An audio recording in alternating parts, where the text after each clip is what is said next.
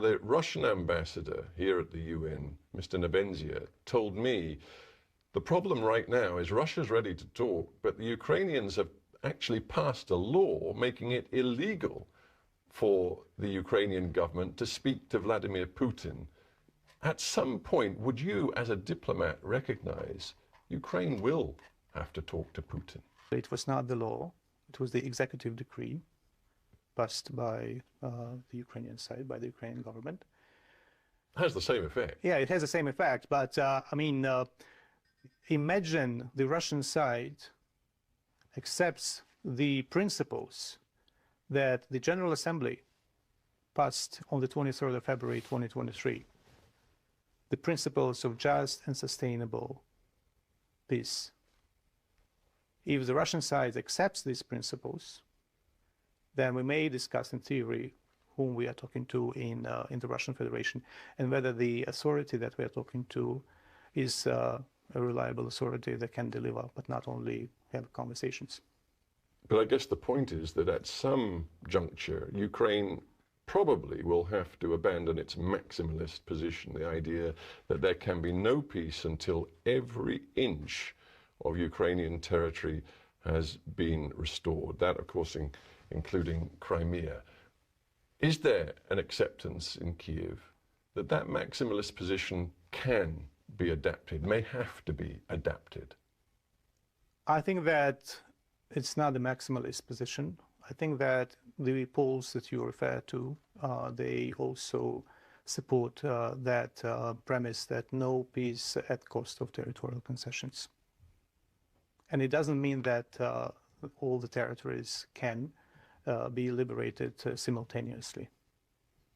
But I don't think that any serious politician in Ukraine can survive if he or she proposes territorial concessions. And the nation has made a choice. And the nation is fighting for freedom and for liberty. And it's not up to the foreign president or prime minister to tell the mature Ukrainian nation how to develop it, how to build its nation, with all my due respect. Of course, it is the choice of the Slovak people, of the Americans, to elect their leadership. But it's not the choice of the Americans or of their leaders or Slovak or whoever to tell the nation of Ukraine how to go ahead. And so far, the nation of Ukraine is very brave and is paying with blood for the choice that the nation has made. We have to end there. Ambassador Kyslytsya, I thank you very much for joining me on Hard Talk. Oh, thank you for stopping by the Ukrainian mission. Thank you.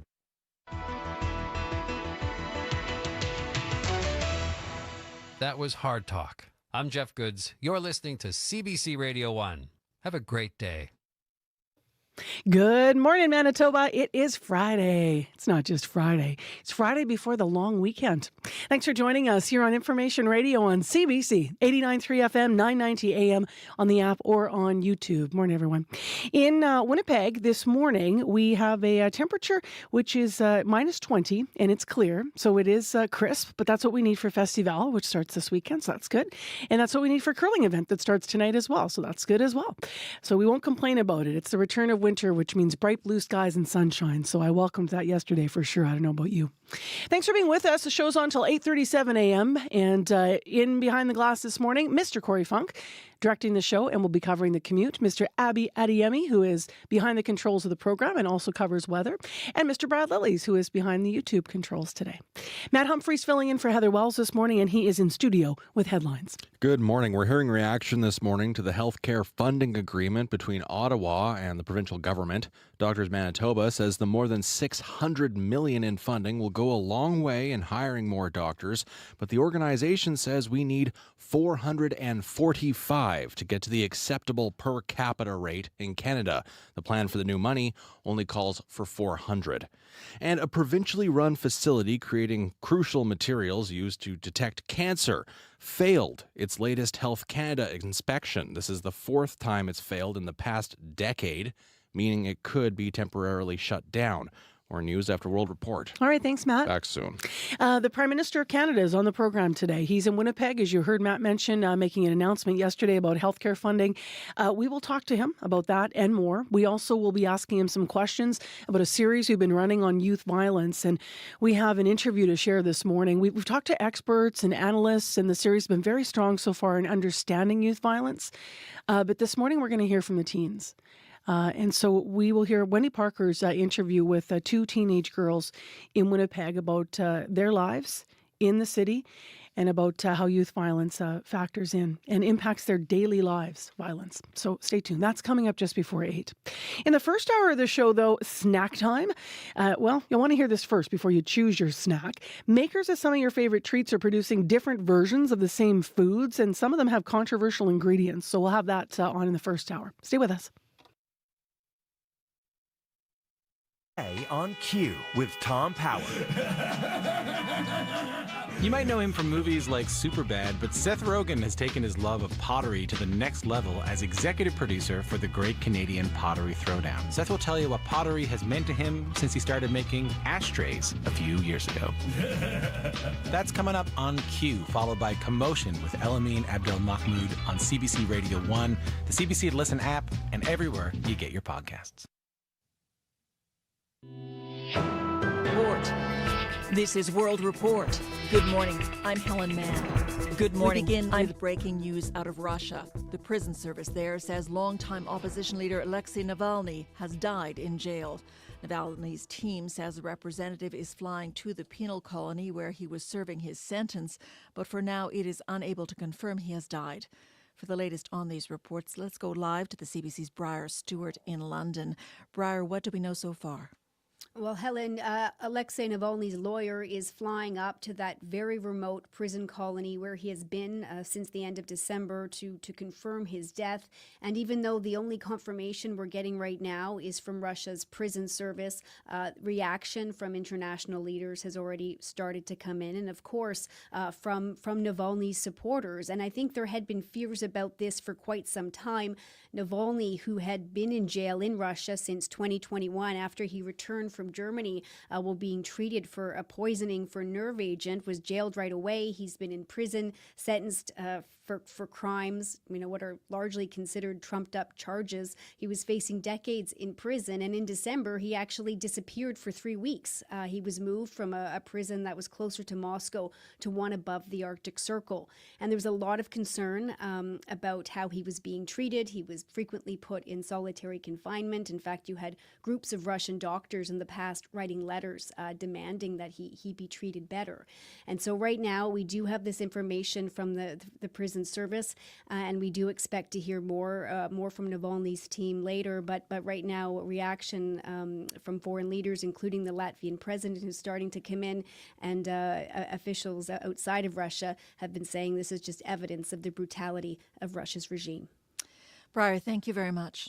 You're welcome. The CBC's Briar Stewart reporting live from London. There are reports Egypt is preparing for a large number of Palestinians to cross the border.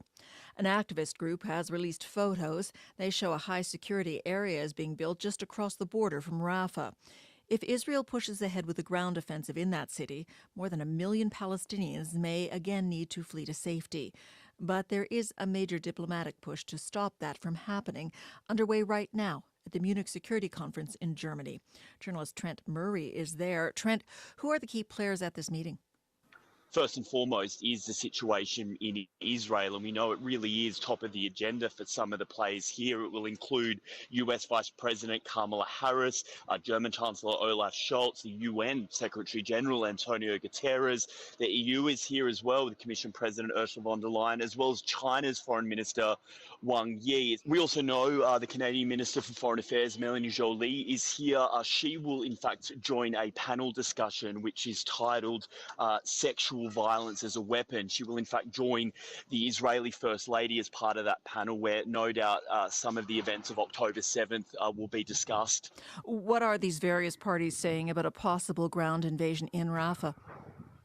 Well, we know that there is a real sense, I think you can say, of trepidation and concern about what could happen in Rafah really at any moment. I mean, the German foreign minister just in recent days has called on Israel to evacuate people from Rafah before committing any sort of military action there. She said people can't just, quote, disappear into thin air. We also know that the Israeli president, Isaac Herzog, is here at this conference, as well as the Palestinian Prime Minister, Mohammed Shataya. So it could be quite a contentious panel where those pair will speak. We also are seeing a huge police presence because we are expecting some very large anti-war protests from various groups, including those calling for the protection of people in Gaza.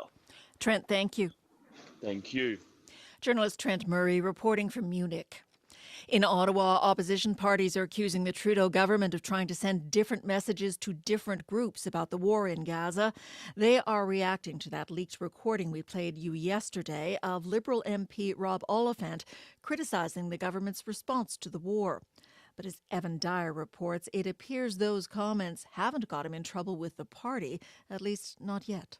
Well, it's another example of how Justin Trudeau is a two-faced phony on the Middle East, just like everything else. Official opposition leader Pierre Poilievre said the Oliphant attempt showed a government trying to be on both sides of an issue. So that he thinks that every group will support his government because he says the opposite thing depending on who he's talking to. The New Democrats foreign affairs critic Heather McPherson had a similar take. I mean, it feels very much to me like a very liberal thing to say one thing publicly and to say a different thing privately. But PM Justin Trudeau said Oliphant's criticisms were all part of healthy debate. The kinds of conversations that go on within our party are not always easy, but they reflect that diversity of conversations happening across the country. Oliphant appeared likely to keep his job as parliamentary secretary, for the time being at least, if only because removing him would upset a delicate equilibrium in the party between those who want a ceasefire and the refunding of UNRWA and those who don't. But the Liberal minority government depends on the support of the New Democrats. And NDP foreign affairs critic Heather McPherson said yesterday that the Gaza war could yet become a make or break issue for that support to continue. At some point, we all need to be able to say that we did everything we could to stop what is a potential genocide. And I have to be very clear. What is happening right now in Gaza is not making life safer or better for Israelis or Palestinians. UNICEF has warned that thousands of children in Gaza are at imminent risk of starvation and that aid agencies are only able to feed a small fraction of those in need. Evan Dyer, CBC News, Ottawa. Venezuela is kicking workers from the UN's Human Rights Office out of the country. They've been given 3 days to leave. The government accuses the agency of conspiring against the country. Journalist Mary Trinimena has more from Caracas. Esta decisión es tomada debido al impropio papel. Venezuela's Foreign Affairs Minister Ivan Gil says the UN has developed an improper role in the country, becoming the private office of coup and terrorist groups. And he says UN staff have until Sunday to leave.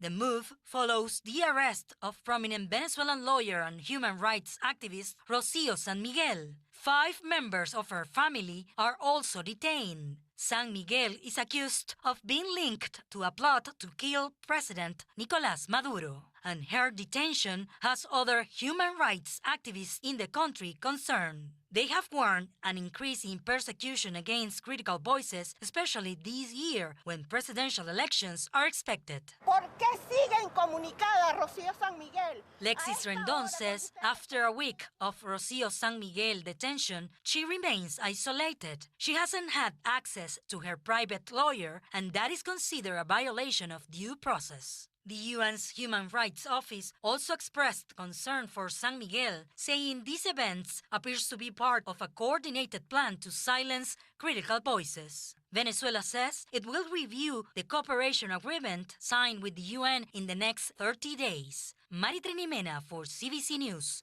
Caracas. And finally, a CBC Marketplace investigation found some food manufacturers are producing different versions of the same snack foods, one with a controversial ingredient for the Canadian market and the other without for Europeans. Rosa Marcatelli reports. Stick that candy in the cart. Marketplace ordered some popular candy from Europe. Skittles, Rainbow Nerds, Nerds Gummy Clusters, and chocolate M&Ms. Okay, it's here. We compare them to the versions sold in Canada, scouring labels for a controversial additive. titanium dioxide, used to make food look brighter and whiter. Camilla Smaraldi is from the European Food Safety Authority. The organization reviewed titanium dioxide in 2021. We concluded was that we could not really exclude the possibility that titanium dioxide can damage the DNA material, the genetic material. Europe banned the additive in food after that review. So it's not in the candies we ordered from Europe, but it is in the Canadian versions of the same products. We take that to Canadian parents. Why are they producing on purpose two different sets of products? So to me, it's very disappointing. In the U.S., 5 public health advocacy groups are petitioning the Food and Drug Administration to ban titanium dioxide there. The FDA is reviewing the additive. After doing its own review a couple of years ago, Health Canada says they found no conclusive scientific evidence that titanium dioxide is a concern for human health. Marketplace asked the companies behind the products why they sell different versions of the same snacks. They say their products are safe and comply with government regulations. Rosa Marcatelli, CBC News, Toronto. Before we go, a recap of our top story. Jailed Russian opposition politician Alexei Navalny has died. That's according to Russian media reports citing the country's prison service. He was serving a sentence at a penal colony in western Siberia. I'm Helen Mann. You're listening to CBC News.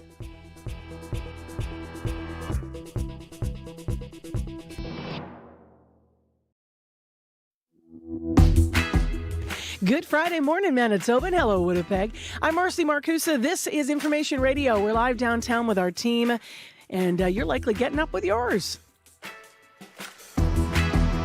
Thanks for making us part of your morning. We will get into a full weather forecast in a moment, but the chill has returned. Feels more normal out there. That's kind of making me happy. It's minus 20 in the city of Winnipeg right now. This hour on the show, I'll tell you who else is glad for the return of cold weather. The folks behind the Ironman curling tournament. It's back on. It was postponed earlier because of spring-like weather, and there are some 64-plus teams getting ready to hit the sheets tonight. We'll tell you all about how they prepare the ice for it on the Red River. And that's coming up. Also, more on that CBC Marketplace investigation that you might have heard part of this week that found some food manufacturers are producing 2 different versions of the same snacks, but with certain controversial additives for Canadians. Stay tuned. We'll have some full coverage on that. Right now, speaking of coverage, let's go to our news department. Matt Humphrey actually has popped into the studio with our headlines. Good morning. Good morning. A Winnipeg facility that creates medical isotopes to detect cancer has failed another Health Canada inspection for the 4th time in the past decade. Now it's at risk of being temporarily shut down, which means people waiting for tests could have to wait weeks longer. More at the bottom of the hour. And this morning, we're hearing the story of a man who says he hasn't been able to eat solid food for nearly 3 years. Daniel McClellan's jaw is locked completely. He is on a wait list for jaw joint replacement surgery, which can't be done here in Manitoba. We'll hear more of his story at 6:30. Oh, yeah. That sounds really stressful. Yeah, he's doesn't soups. it? Yeah. Yeah, purees. All right, thanks, Matt. We'll be listening. Back soon. Time right now, 6:12. I mentioned that the cool weather has returned.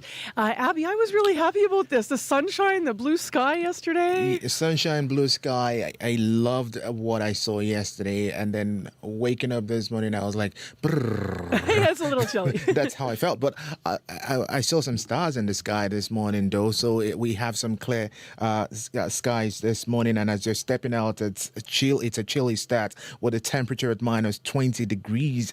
And later in the day, we will see mainly sunny skies. But here's a heads up. It's not just going to be all sunshines and warm just yet. Throughout the day, we can expect that sun to be with us. But with the wind, it's going to be playing a big role, picking up from the southwest, gusting 20 to 40 around noon. And despite that sun that we're getting, thinking it's going to be warm, the high for today is just going to reach like minus 11 degrees. So you might want to brace yourself for a bit of wind chill that will be feeling like minus 32 this morning. And that means frostbite in minutes. That's on the table, so you just have to be prepared for that. But right now, Winnipeg, we are at minus 20 degrees. Thank you, Abby. You're welcome. And time for the commute news. Good morning, Corey. Good morning. You know, it's so funny how quickly I forget what it's like to feel cold. Like know. I woke up this morning, I even checked the weather. I'm like, oh, super cold. I'm just going to wear what I normally wear. Walked outside, face hurt the whole run here. Oh, I bet. Yeah, awful idea. Stinging.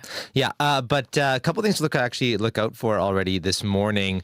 There's a couple issues out there on the road. The actually one issue, Ness and Air Force Way, the lights are just flashing red, so treat that intersection as a 4-way stop. Probably not too many backups yet, but if there are, you can always give me a call. If you see anything else too on the bike lanes, highways look fairly clear so far, so hopefully nothing, no calls come in from the highways. But if you do see something anywhere in the province, give me a call, 204-788-3093.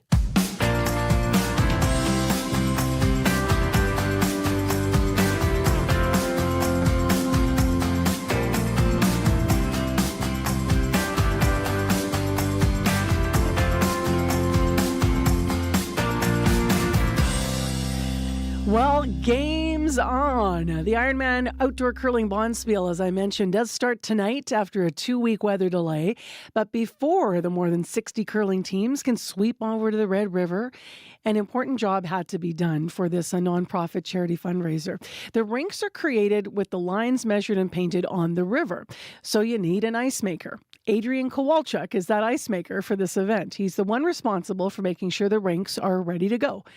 Adrian got involved, he says, because it was something fun to do, even though he admits he's not much of a curler himself. He also wears another hat, though. He is the director of Ironman Curling. CBC Manitoba's community reporter, Shanalee Vidal, along with videographer Jason Empson, headed down to the frozen Red River along Lyndale Drive to learn more about the rink-making process.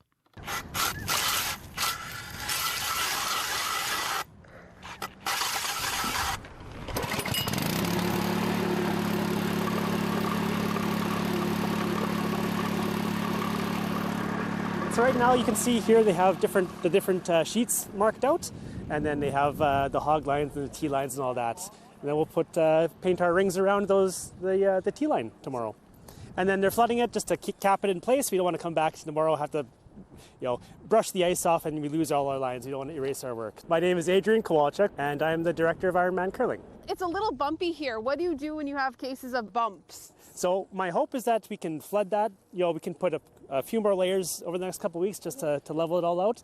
We do have it's from a paper mill, a giant blade that we can scrape all the chunks off, but it is a lot of work though, so I'm hoping that water does the trick. Fingers crossed. But otherwise, it looks really smooth right here. We were a bit concerned the ice wouldn't be thick enough this year, but without the snow that we typically have, it's actually frozen quite thick compared to previous years. So it's been going pretty well. So when you're painting the lines, can you tell us about what that involves? Yeah, so it's all just it's all about freezing water. So it's a matter of putting down a string and then freezing it in there just to to mark out the boundaries. It's a very simple process. What kind of tools or equipment do you use for getting this ice ready? Typically we'd have a skid steer and brush attachments. For this year we've kind of moved more to manual labor. There's not a lot of snow and it just, it made more sense to kind of shovel and sweep by hand this year. But apart from that, flood pumps that you'd see in road construction, ice road construction, and that's about it. What's your favorite part about this process? The fun thing for me is that it's just, it's like a sandbox, a giant sandbox. You get to, flood and clear snow. I have to ask, there's people with a watering can, like I'd have at home to water my plants. What are they doing? So right now they're laying down the strings or the lines for the rinks, and you just have to make sure you cover it with enough ice that it doesn't blow up in the wind, or if we have to scrape snow tomorrow, we don't want to rip up those lines again. So we're just kind of putting a cap on that ice so it doesn't, so we don't lose our work. So I'm seeing rope right now. I can kind of see the lines being made out there. Where are you going to be at in a few hours from now, like tonight? So I think by the end of today, we'll probably be working into the night. By the end of today, we'll have 8 rinks marked out for our sheets for the tournament. Is there any maintenance that needs to be done when the tournament's on? A little bit, and that's actually something where we are looking for volunteers. Between games, we like to sweep the ice. It really depends if it's snowing, if it's windy. We might have to get someone with a shovel and sweep it off, and then pebbling the ice in between each game. I had to pull in a lot of help this year because the director position was more work than I was expecting. But I'm lucky I have a twin brother, so he gets pulled into a lot of volunteer work with me. I have a great friend, Graham, from down the road when I was a kid. And then a couple other volunteers are helping out quite a bit this year. So now you are no longer the lead ice maker, but did you pass on any tips?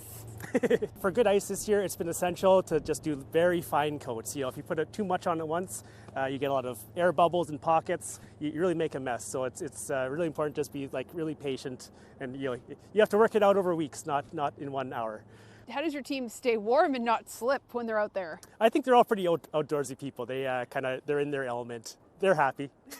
For people who might not be familiar with the Bonspiel, can you tell us what it's all about? I guess it is a fundraiser for Heart and Stroke Foundation and Hope Worldwide Canada. That's a big component, and I think another big component is just a fun event on the river. We don't really take advantage of our rivers in the city of Winnipeg, so it's kind of like a good excuse to come to downtown Winnipeg and have fun with some adventurists, I guess.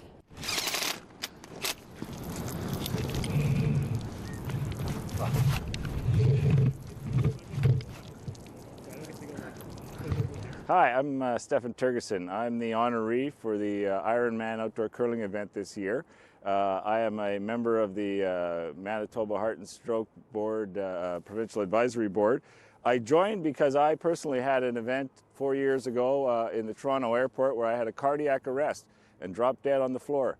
Luckily, people jumped in, grabbed an AED machine, started my heart again. In a few hours, they had me in the hospital. In a couple days, they had me patched up and back out on the streets.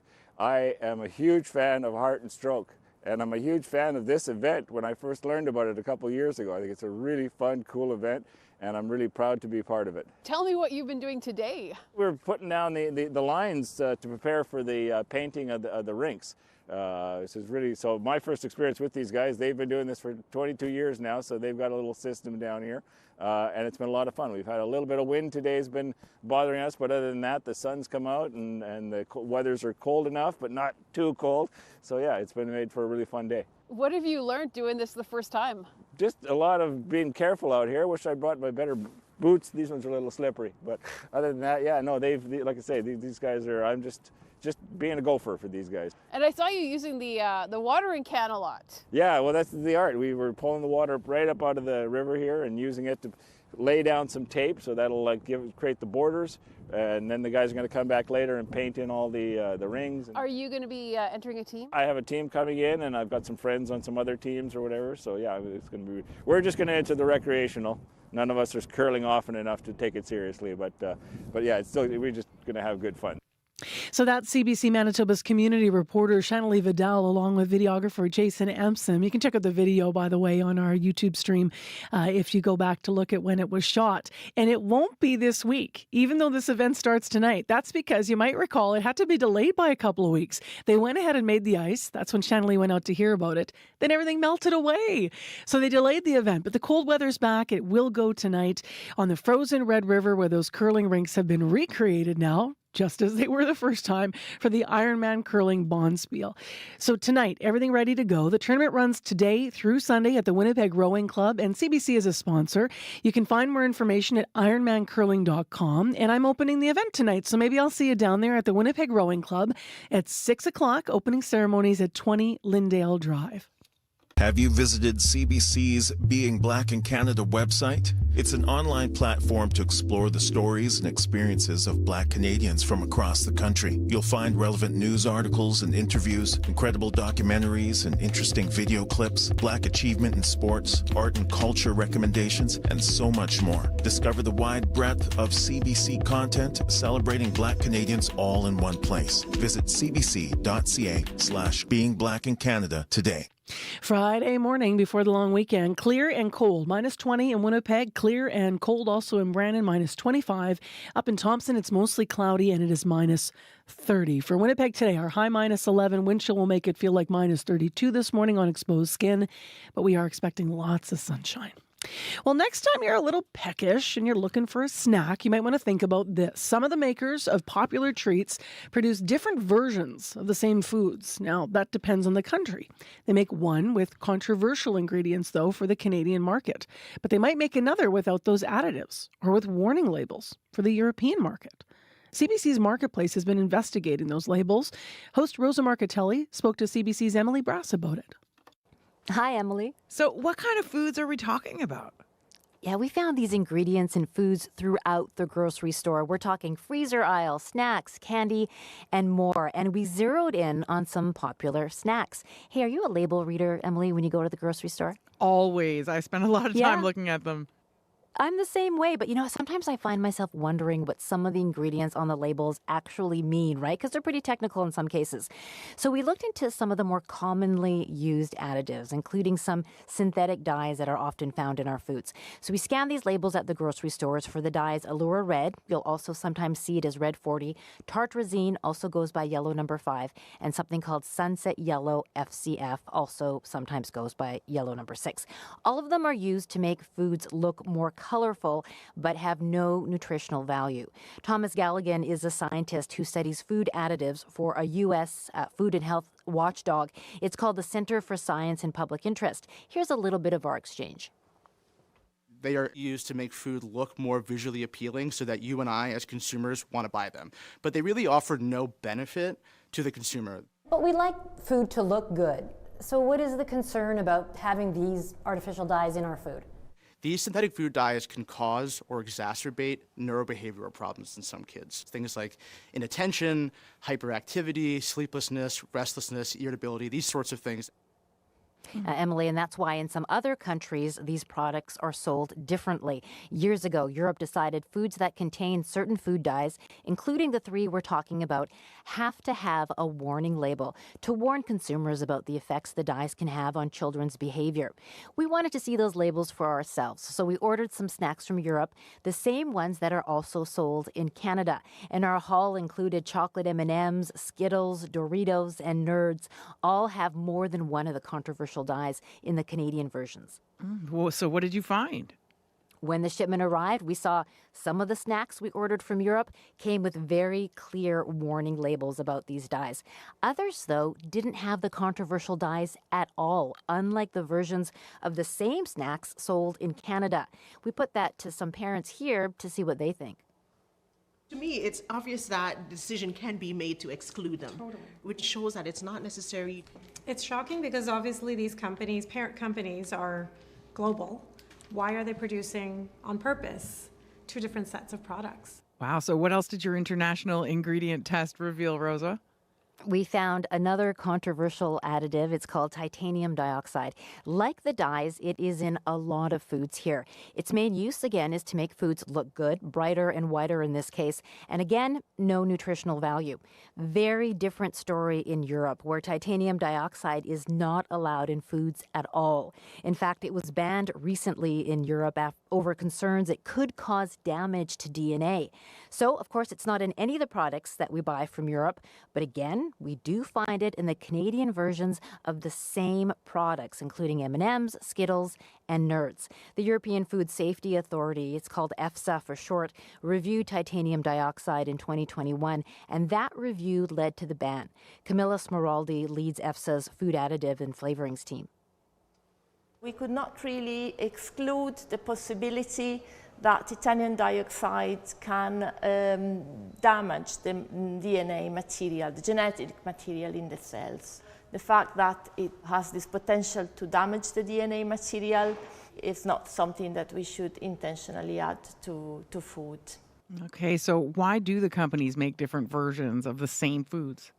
You know, they didn't answer that question directly, Emily. Instead, the ones who did respond say their products are safe and comply with all laws and Health Canada regulations.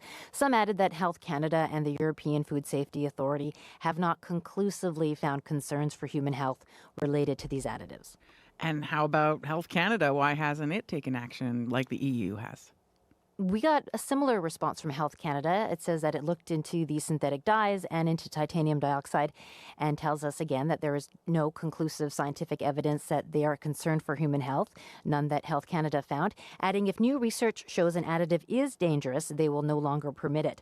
A World Health Organization committee agrees with that, by the way.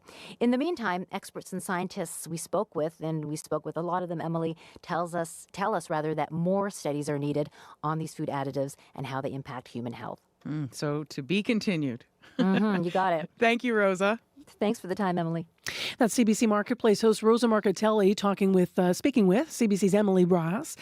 Their investigation, What's in Our Food, is tonight at 8 o'clock on CBC television. Whether you're hanging out or out on the move, stay in the know with CBC Listen. The cost of living with Paul Havershrud goes beyond facts and figures. Real estate is the 800-pound gorilla of Canada's economy.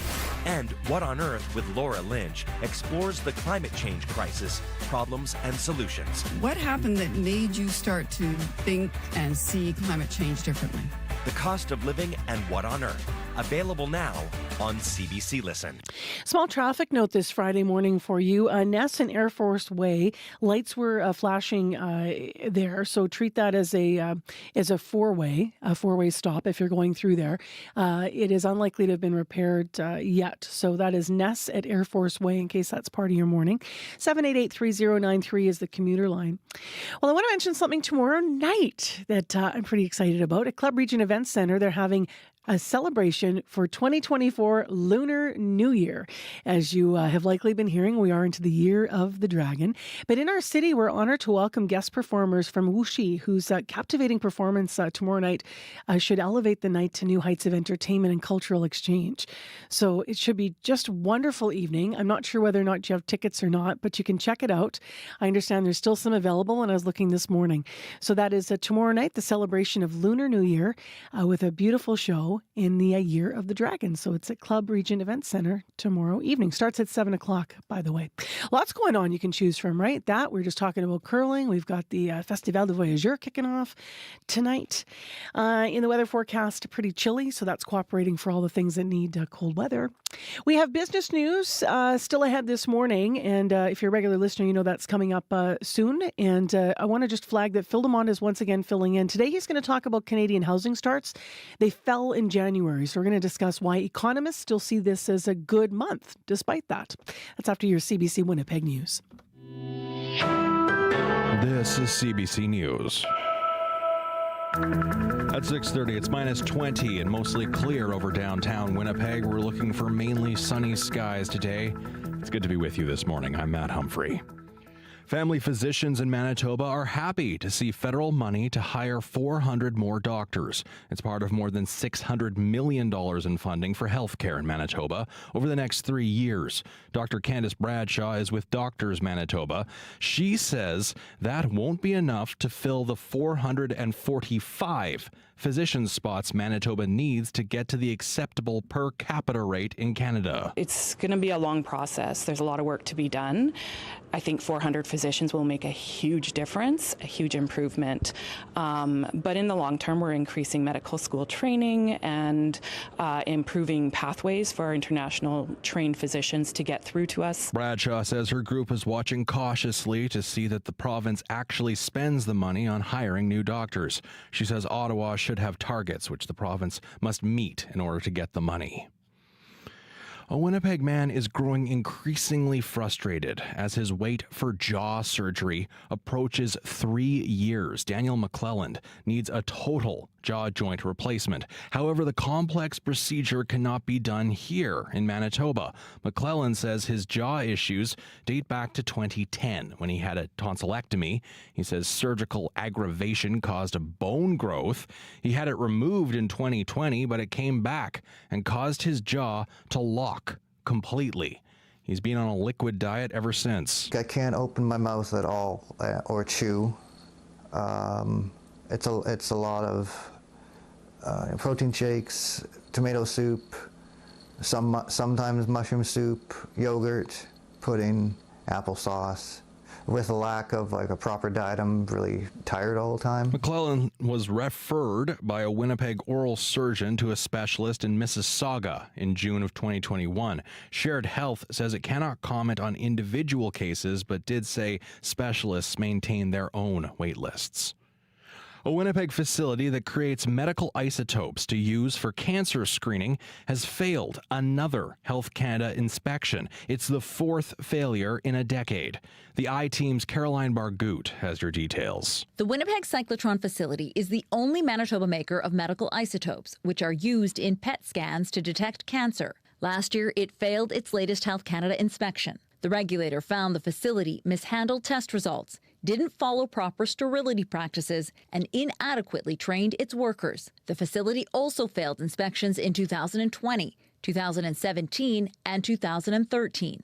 The concern is Health Canada could temporarily shut it down, which could mean longer wait times for cancer screenings. That's because isotopes would have to be brought in from out of province, and the longer they travel, the less potent they become. About 20 PET scans are done a day in Manitoba with isotopes made at the facility. That number would be cut in half if doctors had to rely on out-of-province products, which could extend the average wait time from 2 weeks. Shared Health says it addressed Health Canada's findings. The regulator will be back in a few months to see if it's enough. Caroline Bargout, CBC News, Winnipeg. Members of Winnipeg's Filipino community held a vigil last night in remembrance of a 19-year-old who was killed during a robbery 2 years ago.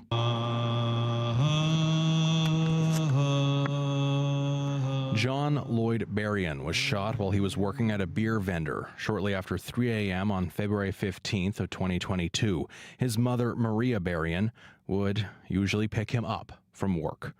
She regrets she wasn't there that day. I was in Grande Prairie, Alberta that day, so I was not able to come here and pick him up that morning. I told him that's not a safe place to work. He will always say, I'm okay. A man has been sentenced to 7 years in prison after pleading guilty in connection to the death. Berrien says that's not enough for taking a life. Another man is still awaiting trial. Breaking news this hour, the Russian prison service is reporting that imprisoned opposition leader Alexei Navalny has died. However, there has been no other confirmation.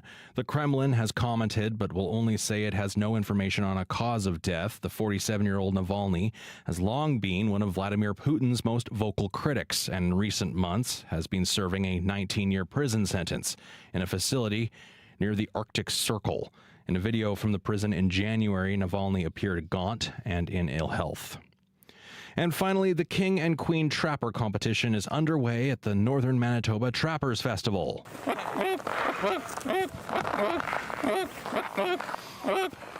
That's the sound of competitors trying out their best goose calls in the Pas yesterday. John Hendrickson has been involved in the festival for more than 3 decades. He says it's taken a long time to learn what it takes to compete with the best King Trapper hopefuls. It's hard. It takes your energy. It's a lot of dedication. So lots of running, lots of sawing, lots of sprinting, lots of technical events like learning the skills took a long time too. Along with goose and moose calling, around 24 other events are part of the festival. And that's your CBC News from Winnipeg. I love that. It's so interesting. I've had opportunity to watch some of the callers and how they move their hands. And I mean, it's incredible. Right? It's totally incredible. That one is almost like that's a human. Isn't that great? Yeah. It's totally great. It's impressive. I can't even whistle on some days. All right. Thanks, Matt. Thanks, Sue. Let's get into our regional forecast now. You're listening to CBC Manitoba's Information Radio, and here is Abby Adiyemi. Good morning once again. It's clear and chilly outside at -20. Throughout the day, get ready for mainly sunny day with a high of -11. But here's a catch. The wind chill is going to make it feel like a staggering -32 this morning, friends. There's a risk of frostbite and many to bundle up and cover those open layers and just stay warm out there. Heading to Brandon now, chilly at -26 degrees.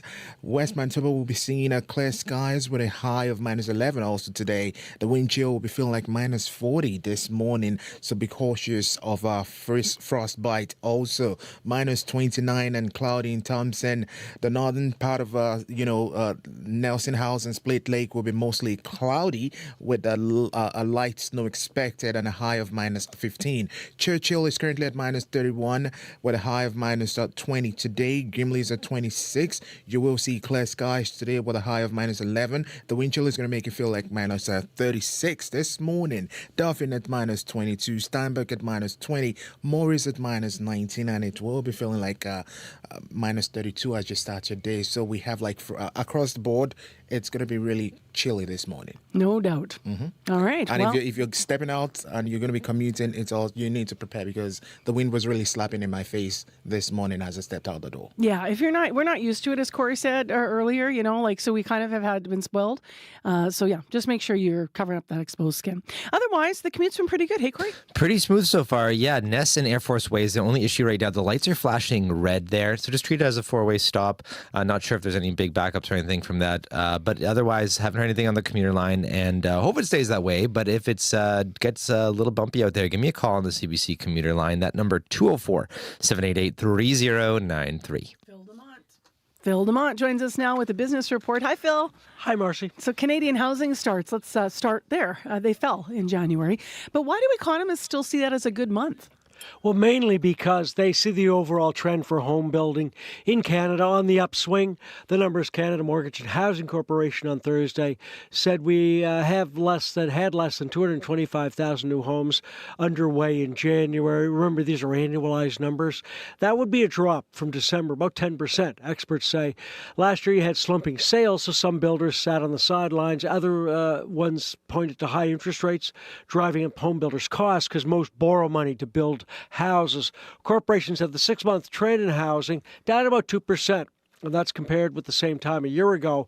But when you push out the numbers, the economists at TD say they're not overly worried about it because they see the trend up compared to historical numbers. So we might be down slightly compared to last year, but we're up if you go back, 5-10 years, that kind of idea. And we also had a strong December. That means some inevitable pullback in January because, it's up and down for home builders. Obvious reasons, snow and cold temperatures.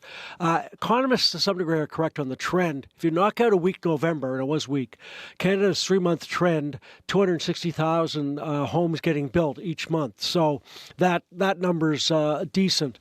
Bad news in all this, Montreal, Vancouver had posted big declines in starts for the month.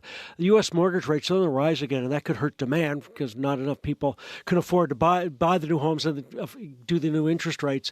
Central bank rates appear stuck right now at current levels, but are expected to drop in 2024 or late 2024. Why that matters is builders might look and say, well, if I wait until later in the year, I can borrow at a cheaper rate rather than borrow money now. But that also means they're probably not building as many homes as they would be while they wait for those cheaper rates. Longer-term issue, there is a problem. Canada needs something like 3.5 million new homes to be built by 2030 to make home building, get prices back to historical levels in real terms. Right now, we're on pace for about 1.5 million new homes, so we're not even close to that number. Let's go to another story. Air Canada is in trouble over its chatbot. Why? Yeah, it's a sign of the future in commercial lawsuits. Air Canada's been ordered to pay a BC person for a full fare ticket. That's because its chatbot on the website gave the grieving relative bad advice. You go back to November 2022. Person's grandparent died. They got this advice from the Air Canada chatbot. That's the button you see when you kind of go to the website. Book a full fare. Then submit the invoice to the airline and get a refund based upon Air Canada's bereavement leave because it has one. Didn't happen. A human AC person said they couldn't issue a refund when the trip was already completed. That contradicted the bot's advice, so a small claims court in BC said Air Canada had to pay the difference, $812. Growing trend, though, fumbles among companies using more AI. Last year, Sports Illustrated ran into trouble when it hid the fact that some of its stories were written badly by artificial intelligence or an artificial intelligence program. In 2018, Amazon tested its AI facial recognition software on members of Congress in the U.S., labeled 40% of them criminals. Yeah, that was a good sign. And Old Navy, its chatbot's been accused in court of illegally wiretapping customers who call in. Experts say the Old Navy thing might be fixed with a simple warning on the call, but it could be a sign of the times. Robots going rogue sounds like a movie title. I wish that the things would go the other way. Like the person that didn't get their refund for the bereavement flight. Like, you never hear the story where the chatbot got it wrong and they gave you a free flight or something. Yeah, right? I know. And before you look at markets this morning, there is a company that just received U.S. approval to bring its spaceship back to Earth. What's this about? Yeah, it's unusual because usually you think of it getting permission to launch something, not the other way around. But Varda startup launched a small vessel back in June. On board, it had an automated system manufacturing pharmaceutical drugs. The capsule was supposed to land in July, but bureaucratic problems like the failure of Varda to get a landing license held up its return, and it became bureaucratic hot potato between three agencies. So on Wednesday, the FAA in the States finally gave the thumbs up to land the craft this month, 8 months after they were supposed to land. Varda's a startup that's promoting making things in space, fiber optic cable, semiconductors, pharmaceuticals. Experts say space does offer advantages. Zero gravity lets you use heavier materials. You can also assemble larger objects in space, and it could be a cleaner environment, important for making computer chips because the dust, that's a big issue, doesn't land anywhere. It just kind of floats around. What's going on in the markets then? Right now, Europe's pretty good. UK sales numbers over there beat the expectations. So the UK market up 1%, Germany, France in positive territory. Good day in Asia, Hong Kong up 2.5%, the Nikkei in Japan up almost 1%. Oil down 46 cents, $77.57 a barrel. Canadian dollar up slightly, trading at 74.18 cents US. All right, thank you, Phil DeMont. Have a great weekend. Same to you, Marcy. Filling in for Crystalie Ramlakan from Our Business News, that is Phil DeMont.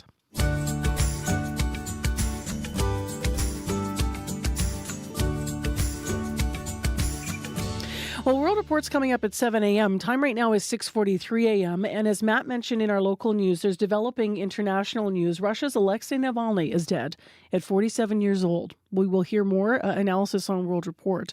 Also want to flag that ahead this half hour, we're still going to have a conversation here about the federal government making a recent announcement. Their climate action incentive payment is now going to be called the Canada Carbon Rebate. Max Fawcett will be our guest, lead columnist with Canada's National Observer, to talk about the decision to rebrand the initiative.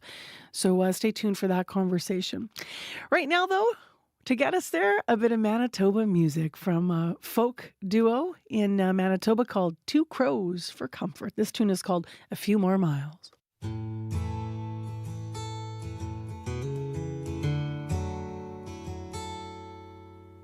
It's been a little while since I've seen either of my folks. We'd sit around just making jokes about the glory days.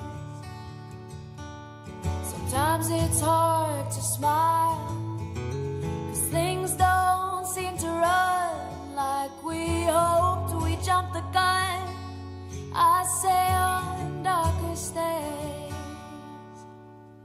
Countless hours of road I know, a little bit longer I take things slow. One more stop at the Texaco, a few more miles and I'll be home.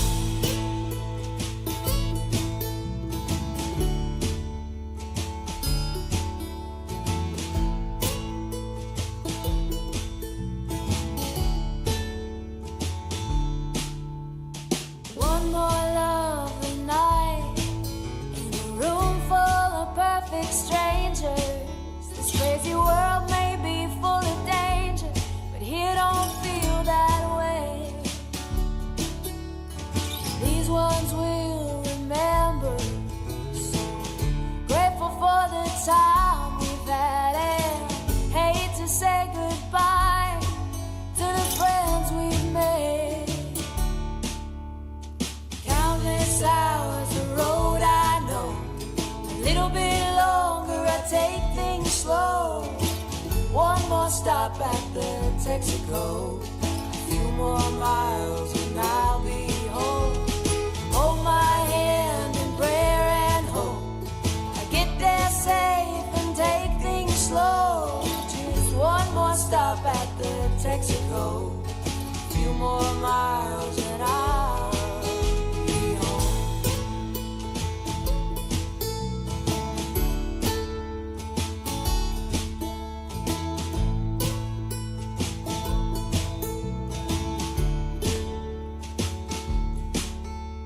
It's been a little while since I've seen either of my folks.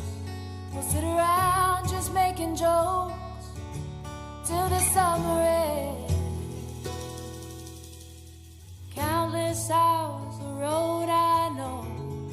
little bit longer, I take things slow. One more stop at the Texaco. A few more miles and I'll be home. Hold my hand in prayer and hope. I get there safe and take things slow. Just one more stop at the Texaco. A few more miles and I'll be home. Countless hours of road I know. A little bit longer, I take things slow. Just one more stop at the Texaco. A few more miles and I'll be home. Hold my hand in prayer and hope. I get there safe and take things slow. Just one more stop at the Texaco. A few more miles and I'll be home. Yeah, and I enjoyed that. That was Manitoba folk duo Two Crows for Comfort with A Few More Miles. And there's lots of opportunities to get out and see some great local music at all kinds of different events this weekend, including Festival. I've been mentioning it, but of course, let's remember Festival is as much about the celebration of culture and food as it is about music. So get under one of those tents and check out what's going on. In the next hour of Information Radio, we're actually going to be talking about Louis Riel Day, which of course is coming up on Monday. But the University of Manitoba is actually celebrating today. So we're going to hear more about that and what's planned on campus with the new Vice President Indigenous, and that is coming up in the next hour. There are stories you just can't stop thinking about. They take you somewhere, they introduce you to someone, they share something new with you. Liftoff. Those are the stories you want to share with your friends, and CBC's award-winning documentary team is bringing them to you every week on Storylines. Storylines, new this season on CBC Radio 1 and always on demand on the CBC Listen app. It's 11 minutes to 7 a.m. Thanks for joining us here on your Friday morning and making time for us in your busy day. Corey's in with a traffic update. What's going on? Yeah, I got a call from Cam. First off, I was talking about those flashing lights in Ness and Air Force Way. Those are now cleared, but another issue to keep an eye out for out there. Got a call from AJ. Northbound Kenaston at Grant.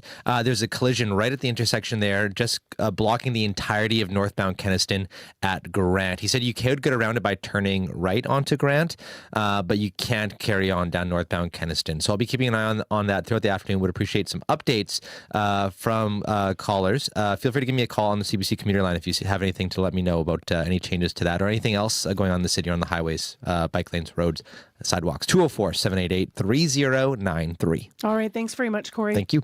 Well, coming up on the program after 8 o'clock this morning, the Prime Minister is in town and he will join us live on the show today. We'll dig into some more details about yesterday's healthcare funding announcements. That's one of the things we'll go through.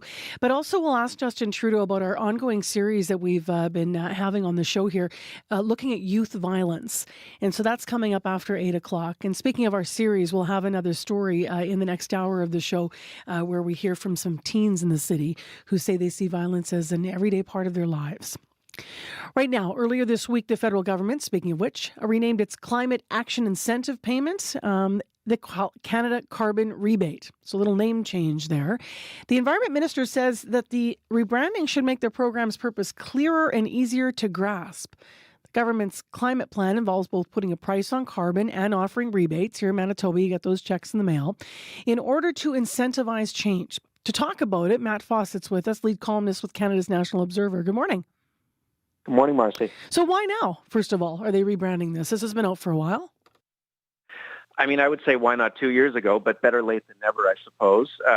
There's a lot of misunderstanding out there in the public about these rebates, about whether they even exist and what they're for. There was some really interesting polling that was out recently that suggested 51% of people in the country who are in provinces where this system is in place, they don't know why they're getting money. They didn't even know that they got money recently. That is a huge problem when this is supposed to be the part of the policy that really defends you and shields you from criticism. And, you know, if people don't understand the money is coming, the shield doesn't exist. So I think this is an attempt to make things a little easier to understand for people. I know that the government has said they're also going to pressure the banks to label the deposits consistently because they haven't been doing that for the last couple of years, depending on which bank you're at. It says one thing or it says another. I think more consistency and using language that we all use to talk about this policy. I mean, no one I know has ever referred to it as the Climate Action Incentive Payment. They all called it the carbon tax rebate. So good that they're getting those things kind of aligned, but they still have a lot of work to do to really close the gap in terms of people's understanding of, why this money is coming to them and what it's for. I know that I'm old school. I get my check in the mail, so it says it right on there. But even still, it's questionable whether or not the rebate creates the kind of action that the government intends with it. What's the thinking around this, just to remind people who've forgotten all about it, about how the rebate's supposed to work to encourage us to be green?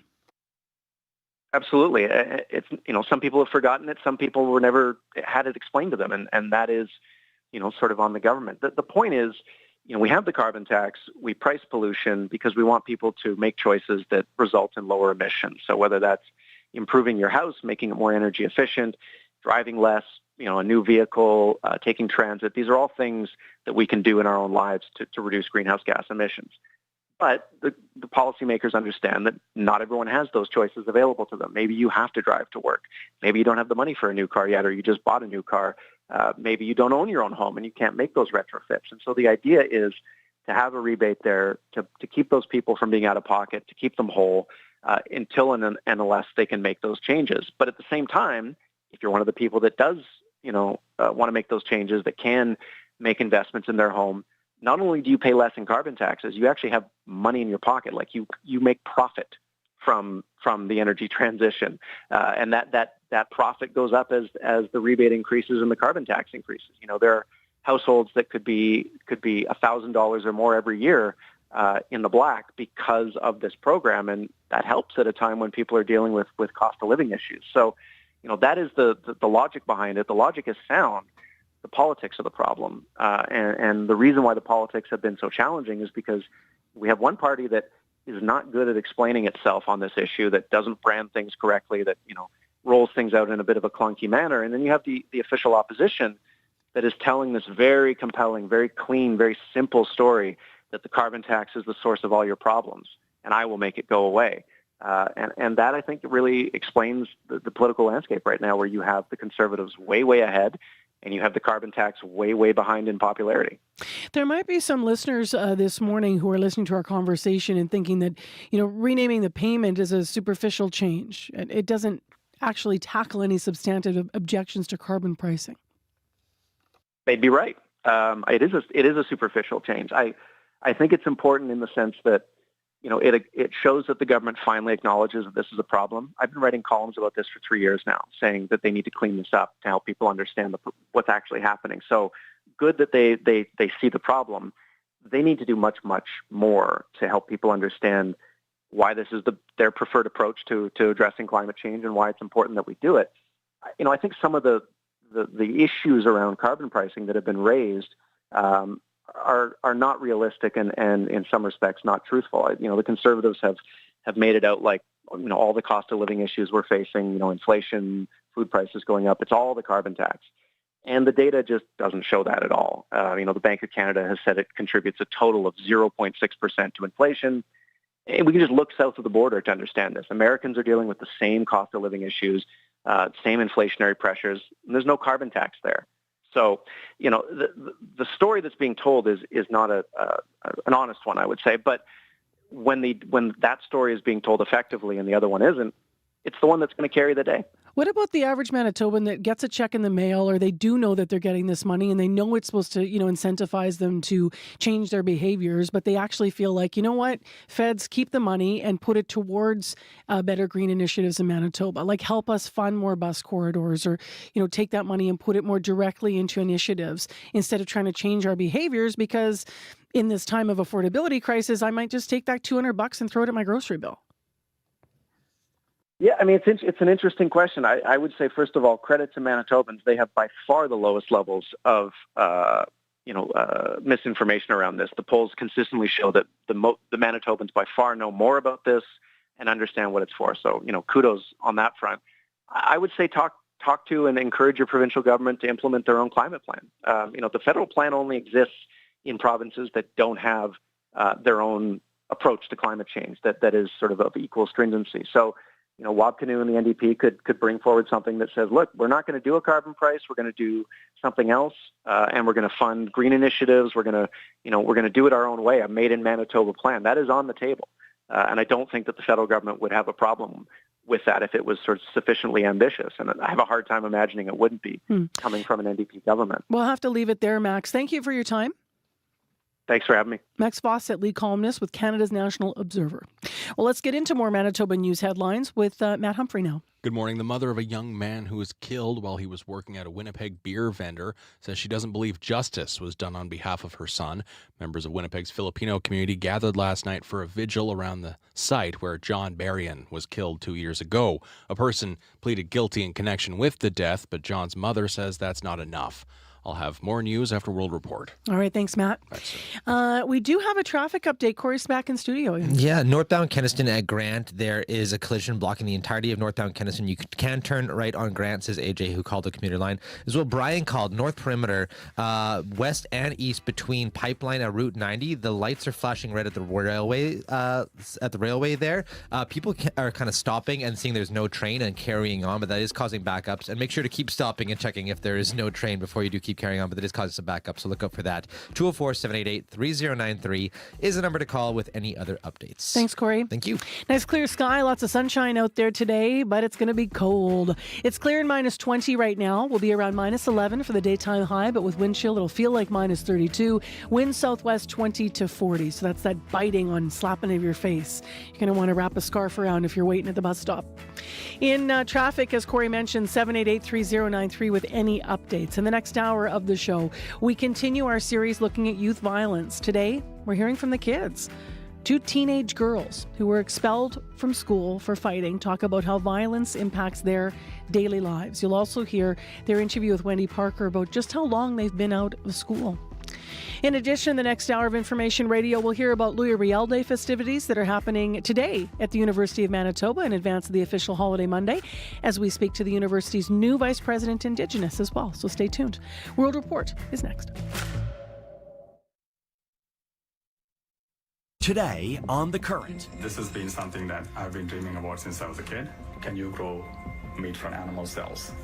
It's been a decade since the world first saw a lab-grown burger. Billions of dollars have been poured into startups since then, but cultivated meat hasn't exactly become part of our regular diet. A look at whether it ever will, coming up on The Current. The Current with Matt Galloway. This morning at 8:37, 9:07 in Newfoundland, and on the CBC Listen app. This is World Report. Good morning. I'm Helen Mann. Russia's prison service says Alexei Navalny has died in jail. As Vladimir Putin's best-known and harshest critic, there's long been concern for Navalny's safety, and his supporters say they hope this report turns out to be untrue. The CBC's Briar Stewart is watching developments in London. Briar, what do we know so far? Well, we know that this information has just come from the prison service. They say that he was out for a walk. He felt unwell and lost consciousness almost immediately, and that efforts to resuscitate him were not successful. Now, the investigative committee in Russia has launched a probe, but Navalny's supporters and his lawyer have not confirmed the information yet. A member of his legal team is on his way to this remote penal colony north of the Arctic Circle. That is where Navalny was transferred in December. Now, Navalny was just in court yesterday. He appeared thin on camera, but otherwise he looked pretty well. He was joking even with the judge, saying that the judge should use some of his large judicial salary to give Navalny money because he was running out of funds in prison. And Navalny's lawyer said that he thought everything was normal. So I think there is a lot of shock, also just skepticism. We have to remember that back in 2020, Alexei Navalny nearly died after being poisoned by what Western officials said was a banned nerve agent. Navalny blamed the Kremlin for trying to assassinate him. The Kremlin has denied that. But Navalny has been in prison in increasingly harsh conditions since he returned to the country in 2021. He is really the Russian opposition leader who was banned from running previously for the presidential election, and he was facing decades in jail. His supporters inside Russia and outside were really very concerned about him, that he could deteriorate and even die in prison. And as we wait for confirmation from his supporters, it really does appear that that is what has happened. Briar, thank you. You're welcome. Briar Stewart reporting from London. The reports of Navalny's death are generating a lot of international reaction. With more on that, we go to journalist Trent Murray. He's in Munich, where world leaders are gathering at a major security conference. Trent, what are you hearing there? Well, this news has been received very heavily here at this conference because we know Russia was already a major talking point for all of these European leaders and also representatives from the United States, Canada and others. And I mean, I can tell you the press pack here, everyone's phone just sort of exploded with the breaking news line that Alexei Navalny has reportedly died. Now, I was just listening to a press statement which was given by the Lithuanian Prime Minister, Ingrida Šimonytė. Of course, the Baltic nations like Lithuania are quite often the most bullish in Europe when it comes to condemning Russia. She said it's always difficult to confirm news like this from a country like Russia, but she went on to say that she always has concerns when prisoners in Russia die of so-called natural causes, and said this is potentially just another episode in a criminal regime. We've also heard from NATO Secretary General Jens Stoltenberg. Let's just have a listen to what he told reporters. All the facts has to be established, and Russia has serious questions to answer. Now, as I mentioned, Russia was already a key talking point for these discussions. We're expecting Vice President Kamala Harris will be speaking shortly, where Russia will feature heavily, as well as the situation in Ukraine. President Zelensky is expected to visit, where he will once again call on the West to continue to support him and his country as it works to repel that Russian invasion in the east of his country. Thank you, Trent. That was journalist Trent Murray in Munich. London, Ontario's police service is facing criticism for sending officers to an international competition. That is where they trained and competed against a Russian unit whose members are accused of human rights violations in Ukraine. The department's services board is looking into the process of how the trip was approved. Several countries took part in the competition, but London, Ontario police officers were the only Canadians in attendance. London's police chief has not yet commented on the trip. Tens of thousands of farmers in northern India say they are determined to push on their protest. Earlier in this week, police used force to disrupt their march on the capital. They've been demanding a higher price for their crops, blocking access to highways and staging sit-ins. They say negotiations with government are proving futile. Salima Shivji has more from Delhi. I'm standing at just one of the borders around Delhi, which is ready to be barricaded at any given moment to stop the protesting farmers from advancing. Police and paramilitary troops are here with riot gear at their side, standing guard. At another crossing, Shambhu, where the borders of India's Punjab and Haryana states meet, some 200 kilometers from Delhi, hundreds of farmers sit and wait under the watchful eye of more troops who again fire tear gas into the crowd. The farmers determined to stay put until the government listens to their demands. The life of the farmer in India is very difficult. The Ranveer Dinsa has a farm in Haryana state. He says the farmers want a minimum price guaranteed for their crops and for heavy loans, which are crippling to the small-scale farmer, to be waived. They have one intention to ask the question from the Prime Minister and the central government why they are ignoring the farmers of this country. Indian authorities are equally determined to avoid a repeat of 2021, when tens of thousands of farmers camped out close to the capital for months over similar demands. In an election year, the government under Prime Minister Narendra Modi is anxious to appease the farmers. Talks are ongoing between the government and farmer union leaders, with another round set for Sunday. Salima Shivji, CBC News, Delhi.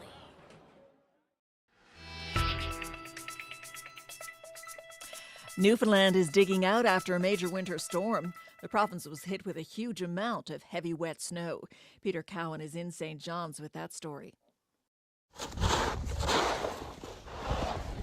It's the third morning of shoveling for many in eastern Newfoundland. Some places in St. John's received more than 50 centimeters of snow, but in Gander it's even deeper. Mother Nature dumped 85 centimeters of snow over the last few days. Roger Melendi has been out with his snowblower trying to stay ahead of it. I would rank it top 5. Yeah, since I've been here, and I've been here now almost 40 years in Gander. Thankfully, the snow has now stopped. Schools are closed, at least for the morning, across central Newfoundland as crews clean up. In St. John's, businesses and schools are reopening. Students were happy to have 2 days off, but for many low-wage workers, a day off means no paycheck. Sarah Moriarty is with the Workers' Action Network. She says there's no provincial legislation to protect low-wage workers who can't work from home, and that means difficult choices. I mean, for me, it's looked like a few things, including having to, defer any phone bills that you have, maxing out your credit card just to afford groceries, because in most cases, your landlord doesn't really care if you missed a couple of days of work. Your rent is not going to change. Today will be a break in the snow, but not the end. Another system with more snow is on its way for Sunday. Peter Cowan, CBC News, St. John's. And finally, a remark by Justin Trudeau accidentally sparked celebrations in a small community in Yukon. The community's long been asking for a path to cross the river, and Trudeau made it seem like that was about to happen. The Prime Minister's office has since had to clarify that Dawson City is, in fact, not getting a bridge. Katie Todd reports.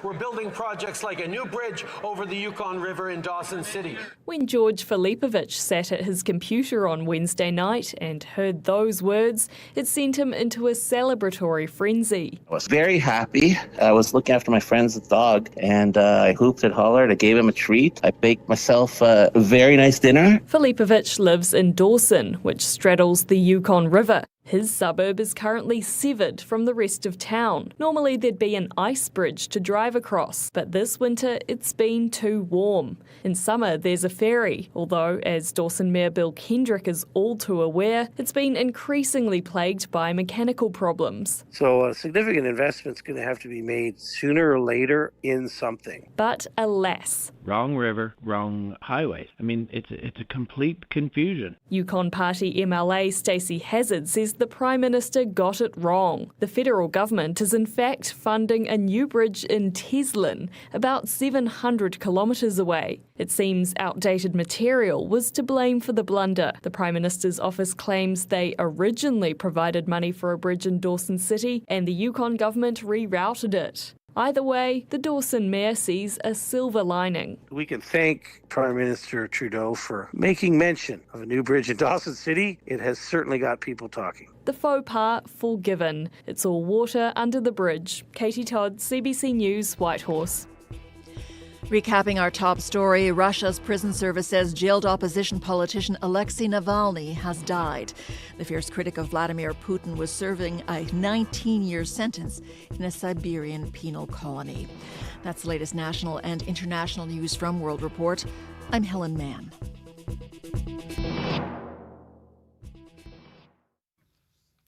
Good Friday morning, Manitoba. I'm Marcy Marcusa, live in downtown Winnipeg.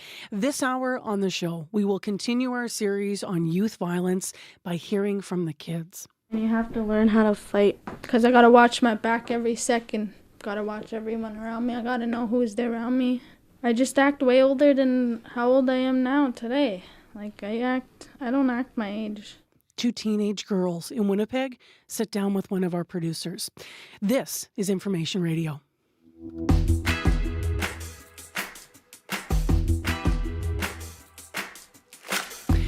That story is coming up just before 8 o'clock on the show, and we certainly hope you can stay with us.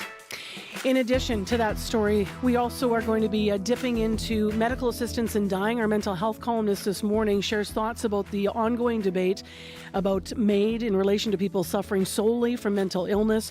He says it's important not to confuse the idea of being unhelpable with people simply not getting the help that they need because the system isn't working. So we'll talk to him about that. Also at 7:40 to something completely different. Louis Riel Day is coming up on Monday. You probably know because you're circling it if you have the long weekend off. But we're going to hear how festivities are happening this morning at the University of Manitoba today. The university's new Vice President Indigenous will join us at 7:40 to talk all about it. Stay with us. This is 89.3, 990 AM or on the CBC Listen app or YouTube. We have Matt Humphrey filling in for Heather Wells this morning, and at 11 minutes past 7 o'clock, he's here with your headlines. Good morning. We're hearing reaction this morning to the healthcare funding agreement between Ottawa and the provincial government. Doctors Manitoba says the more than $600 million in funding will go a long way in hiring more doctors. However, the organization says we need 445 doctors to get to the acceptable per capita rate in our country, and the plan for the new money only calls for 400. And a provincially run facility creating crucial materials used to detect cancer failed its latest Health Canada inspection. This is the fourth time it's failed in the past decade, meaning it could temporarily shut down. I'll have more news at the bottom of the hour. Thank you, Matt. Back soon. We actually can ask that Doctors Manitoba criticism. We can put that directly to Prime Minister Trudeau. He's going to join us live actually after 8 o'clock on the show today.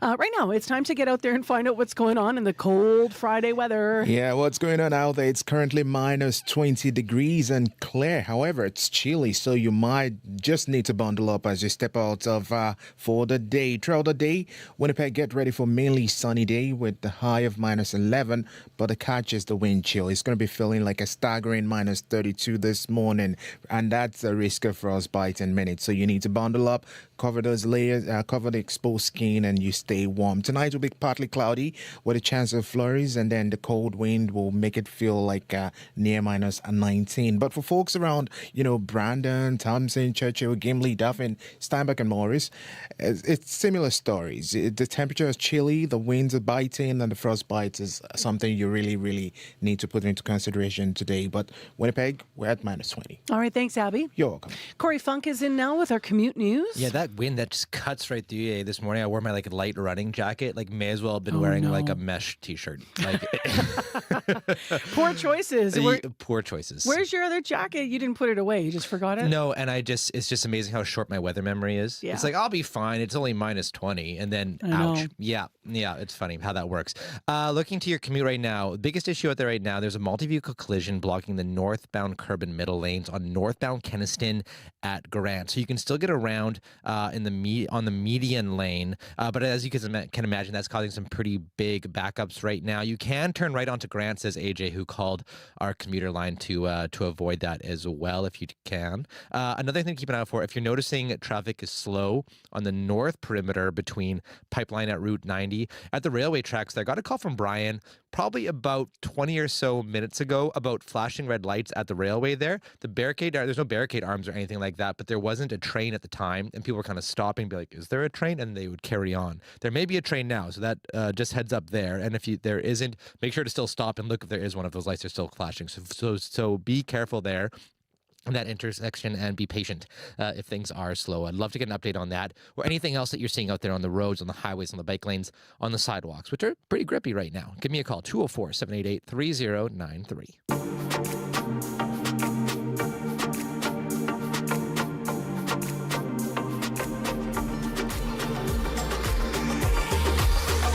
Well, just a warning, our first conversation does deal with the topic of suicide. We begin with a follow-up to our ongoing coverage of medical assistance in dying for people suffering solely from mental illness. So late last month, as you likely know, the federal government decided to pause legislation, which would have expanded MAID to include people with mental illness. That is when we heard from Kathy Van Buskirk. Kathy is a Manitoban. She says she has attempted to die by suicide 3 times. She says she is heartbroken by the federal government's delay. It's been 5 years now that the medication has just completely stopped working. He tried everything, every combination of medication, every antipsychotic. And then I did 12 shock treatments and 12 ketamine infusions. And I did cognitive behavior therapy, tons of counseling, exposure therapy, because I refused to leave the house. It was very difficult. Nothing worked. I feel that the government's discriminating against me. The Alberta government, for example, says it's calling for an indefinite delay because it doesn't believe that offering a medically assisted death to someone with a mental disorder belongs in the healthcare system at all. Well, where do we belong? So this obviously is a serious subject and also one that is right now being debated. A lot of people are talking about the treatability of mental illnesses, the possibilities of recovery, and how all those things play into this discussion. Our mental health columnist, Mark Hennick, is with us this morning. He's also author of So-Called Normal, a memoir of family, depression, and resilience, and as he's outlined before, has his own lived experience as well. Good morning. Good morning. So let me just ask you about some language that people are talking about right now. In order to be eligible for medical assistance in dying, a person needs to be experiencing a, quote, grievous and irremediable medical condition, end quote. So that is set out by the legislation. That's where we're getting that language from. How difficult is it for mental illnesses to meet that criteria? Yeah, so mental illnesses can definitely be grievous. So there's no question there. Irremediable, though, no, not necessarily. Now, I think this is actually very important, so I want to unpack it by breaking it down a little bit into those two constituent parts. I'll come back to the irremediability piece in a minute, but for the first part, grievous is defined as causing or characterized by severe pain, suffering, or sorrow. Now, the suffering of a severe and persistent mental illness, as you mentioned, I've experienced it myself. It's real. It's very real. And in fact, it can be worse than many physical conditions.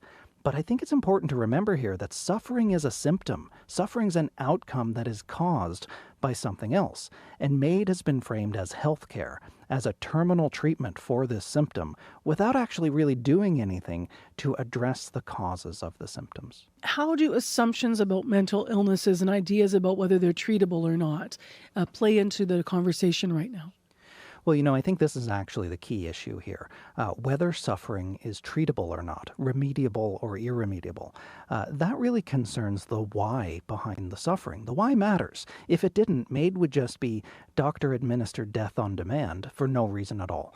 And we haven't come to that point in Canada. Now, some synonyms for irremediable include hopeless, irreparable, unrecoverable, or my preferred one, because I think it really strikes to the heart of the lived experience, unhelpable. This is where I think things get problematic for me as it concerns mental health problems and illnesses.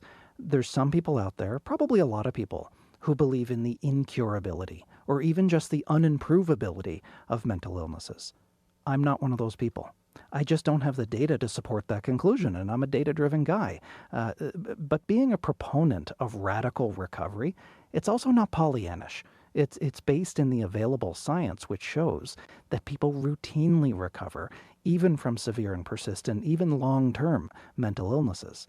But the evidence also shows us that it's impossible to predict that any given mental health problem is irremediable or unhelpable with any reliable accuracy. In fact, the hit rate for these sorts of predictions, even among seasoned experts, has been documented to be less than chance, less than 50% right.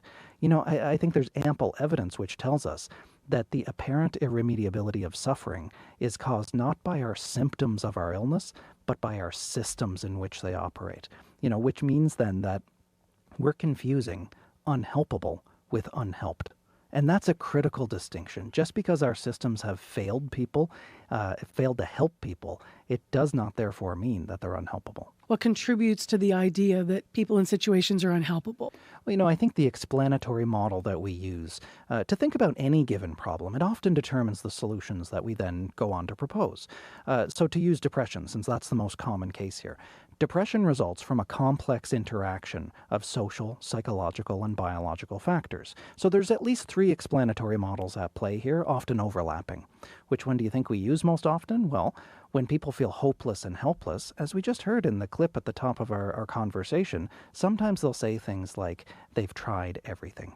But if you actually gently scratch beneath the surface a little bit, very often what you'll find is that the everything some people have tried is primarily and preferentially focused on the biological explanation, that one explanatory model.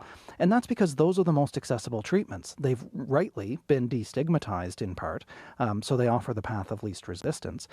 So maybe that people have tried lots of different medications, lots of hospitalizations, procedures like electroconvulsive therapy, and yet they're still suffering. And then what happens is that all that effort it backfires. When the systems that are supposed to help you seem like they can't, you start to feel like you're the problem. You're made to feel like you failed your doctors and your treatments, when the reality is that your treatments failed you. I think this is a tragically common outcome, and it's caused in part by the simplistic messaging around mental illness. We've banged the drum of biological determinism so hard in the mental health awareness world that it was originally to try to build parity of esteem, to try to get equity with physical health. But I think we took it too far. We took it too literally. But really, when you have a more balanced approach to treatment in a healthcare system that better balances these explanatory models, then recovery from mental illness is not just possible, recovery becomes likely and expected. We're resilient by nature, and it takes active oppression to keep us down. Now, because you referred back to the clip we heard from Kathy Van Buskirk, I do want to build on ask you a question about it. Shouldn't it be up to her whether she feels she has tried everything and would like to access MAID as a choice for herself? Like, what is your worry if that does go forward? Because we still have, I think it's 3 years before the feds decide. Mm-hmm. I think the problem here is that treatment actually isn't required at all under the MAID legislation. Now, should we compel treatment? Not necessarily. I think we need to have a fundamental rethink of how we approach mental health and mental illness in this country to begin with, because that's the danger of telling people to reach out to a system that isn't prepared or equipped or built to help them effectively. So if we open this up for those cases of people who have been failed by the system, it means there's no incentive to fix the system anymore. That's why we need people with lived experience to share their stories and to hold these people to account. Thank you for your perspective, Mark. Appreciate it. Thanks, Marcy. That is Mark Hennick. He is our mental health columnist at CBC. He is also the author of So-Called Normal, a memoir of family depression and resilience. A reminder always when we have these discussions, if you or someone you know is in need of mental health supports, you can dial or Google 211 to find lists of resources. There's also a 3-digit prevention number that you can call, suicide prevention number, and that number anytime is 988. Nothing can stop an Ironman from stepping onto the frozen river to curl. Except the weather. This warm spell means the Ironman Outdoor Curling Bonspiel is being rescheduled to February 16th to 18th. Join us then for the family fun spiel we've all been waiting for. The Ironman Outdoor Curling Bonspiel, now February 16th to 18th, proudly sponsored by CBC. So I'm doing the opening ceremonies tonight for that, because if you look at the calendar, that's today, February 16th. We'll see you down if you can make it to Lyndale Drive if you want to cheer on the people that are going to be curling. Maybe you're on one of the teams. So it's 20 Lyndale Drive. It's, of course, the rowing club down there, and looking forward to that. So the cold is here in time for it. It's -20, our high -11, nice sunny sky, big bright blue sky. Man, it changed my mood yesterday. I would take cold and big prairie sky any day over those cloudy strings of days where it was slushy. I hate to say it. It was a nice little break, but I did appreciate the return of the sunshine, rather. Okay, let's get into one thing quickly before sports. We have a traffic issue. Yes, northbound Kenniston and Grant. There's a multi-vehicle collision blocking the northbound curb and middle lanes. Poor Corey. Okay, we just got to do disclosure. I totally forgot. You're not here with a traffic issue. Yes. But that is a traffic issue. Yeah, I'm still happy to give a traffic. I'm always ready at any point to give a traffic. This is a traffic issue. Multi-vehicle collision blocking northbound curb and vehicle lanes. A middle lane. There's a single median lane that's open for folks to get around that, but big backups northbound Kenniston at Grant. You could turn down Grant if you need to as well. So this is why I'm apologizing. Corey's actually here with a ticket giveaway. It's okay. I'm a professional. I'm always ready. Thanks, Corey. Way to have my back. What we're here is because yesterday, if you were listening around 7:40 yesterday, we aired an interview with myself and Ron James, the very popular Canadian comedian, and he's playing tonight, Club Regent, and we gave away a pair of tickets. We asked people to email us. Lots of entries. Larissa Clausen is our winner. Woo! Congratulations to you, Larissa, so that we let folks know. Thanks to everyone who entered. Larissa, you'll be going to see Ron James tonight at the Club Regent Event Center. All right, enjoy it. Thanks, Corey. Thank you. And congrats, Larissa. Well, speaking of winners, let's talk Tournament of Hearts in a moment, but begin with a gold medal for Canada at the World Aquatic Championship. Scott Reguer is here to tell us about it. Hi. Hey, Marcia. Yeah, it was won by Finlay Knox in the 200-meter individual medley. It's a swim race that demands its participants excel in a number of strokes, and as you can hear in his post-race interview, it's pretty exhausting too. Historically, I'm pretty slow on the backstroke, and as I've gotten older, breaststroke's been a little bit of a struggle as well. So just making sure I'm strong through that, and then the last 50, everyone knows is you just have to dig deep and go for it. So I was lucky to be in lane 7 and be able to see the field coming off the wall, but honestly, I just kept my eyes closed and swam my own race. Anyone else feel themselves reaching for air listening to that clip? Right? Fitting, Marcy, that Knox excels in a multi-discipline race like the individual medley, since away from the pool, he's such a well-rounded guy. He grew up between New Zealand and Okotoks, Alberta, playing a number of sports from skateboarding to surfing to table tennis. During the pandemic, after weeks of playing ping pong on the kitchen table with his family, he said, okay, we've got to have something proper. So he made a full-size table tennis table. And he's an artist as well. He now has an apartment in Toronto, and he goes to Instagram and creates all of his own artwork. And now he can put on the wall that gold medal from the World Aquatic Center to boot. So the World Aquatic Championships continue until Sunday on CBC. Now, hockey is also front and center in his adopted hometown right now. Is that right? That's right, yeah. Tonight, we have the Battle of Bay Street. Toronto and Montreal playing a professional women's hockey league contest in front of a sellout crowd at Scotiabank Arena. Since it houses about 19,000 spectators, Marcy, this will be a new record for attendance at a PWHL game. League leading scorer and Toronto native Natalie Spooner talked about it.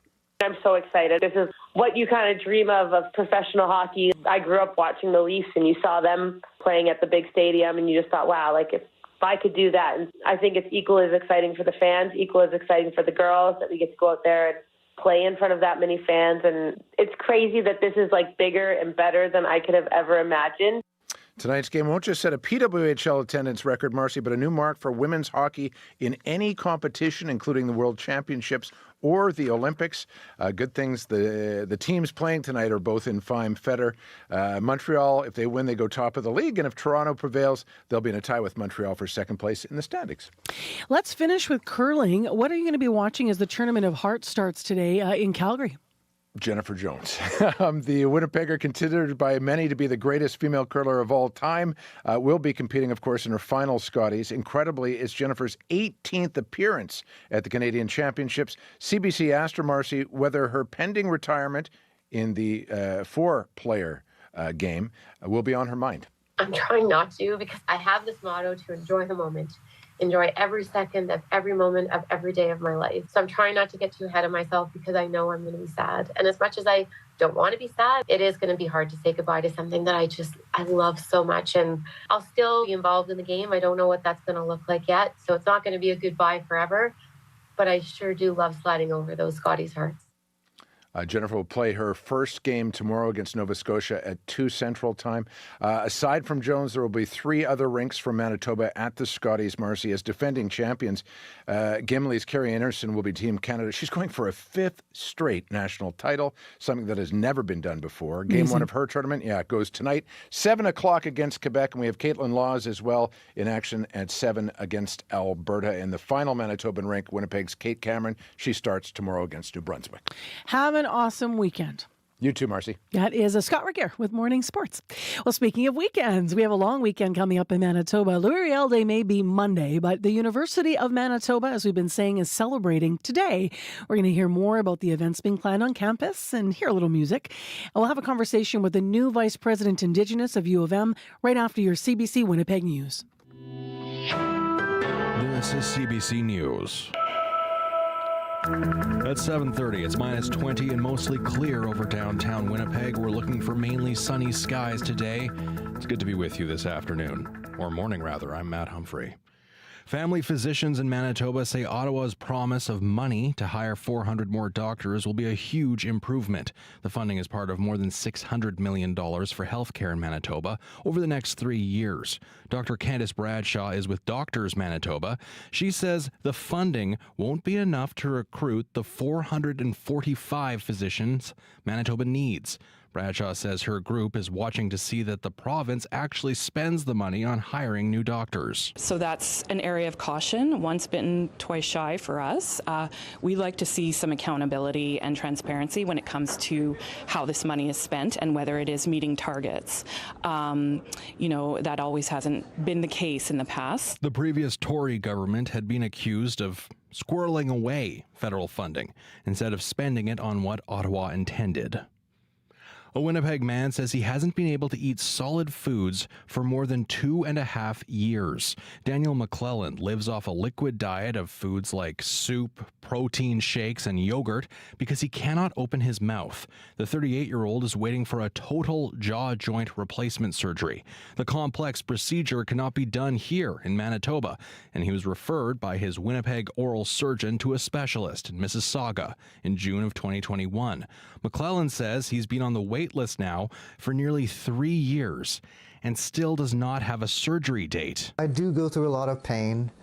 It's constant, pain medication between being tired all the time and headaches from the jaw clenching. Shared Health says it cannot comment on individual cases, but did say specialists maintain their own wait lists.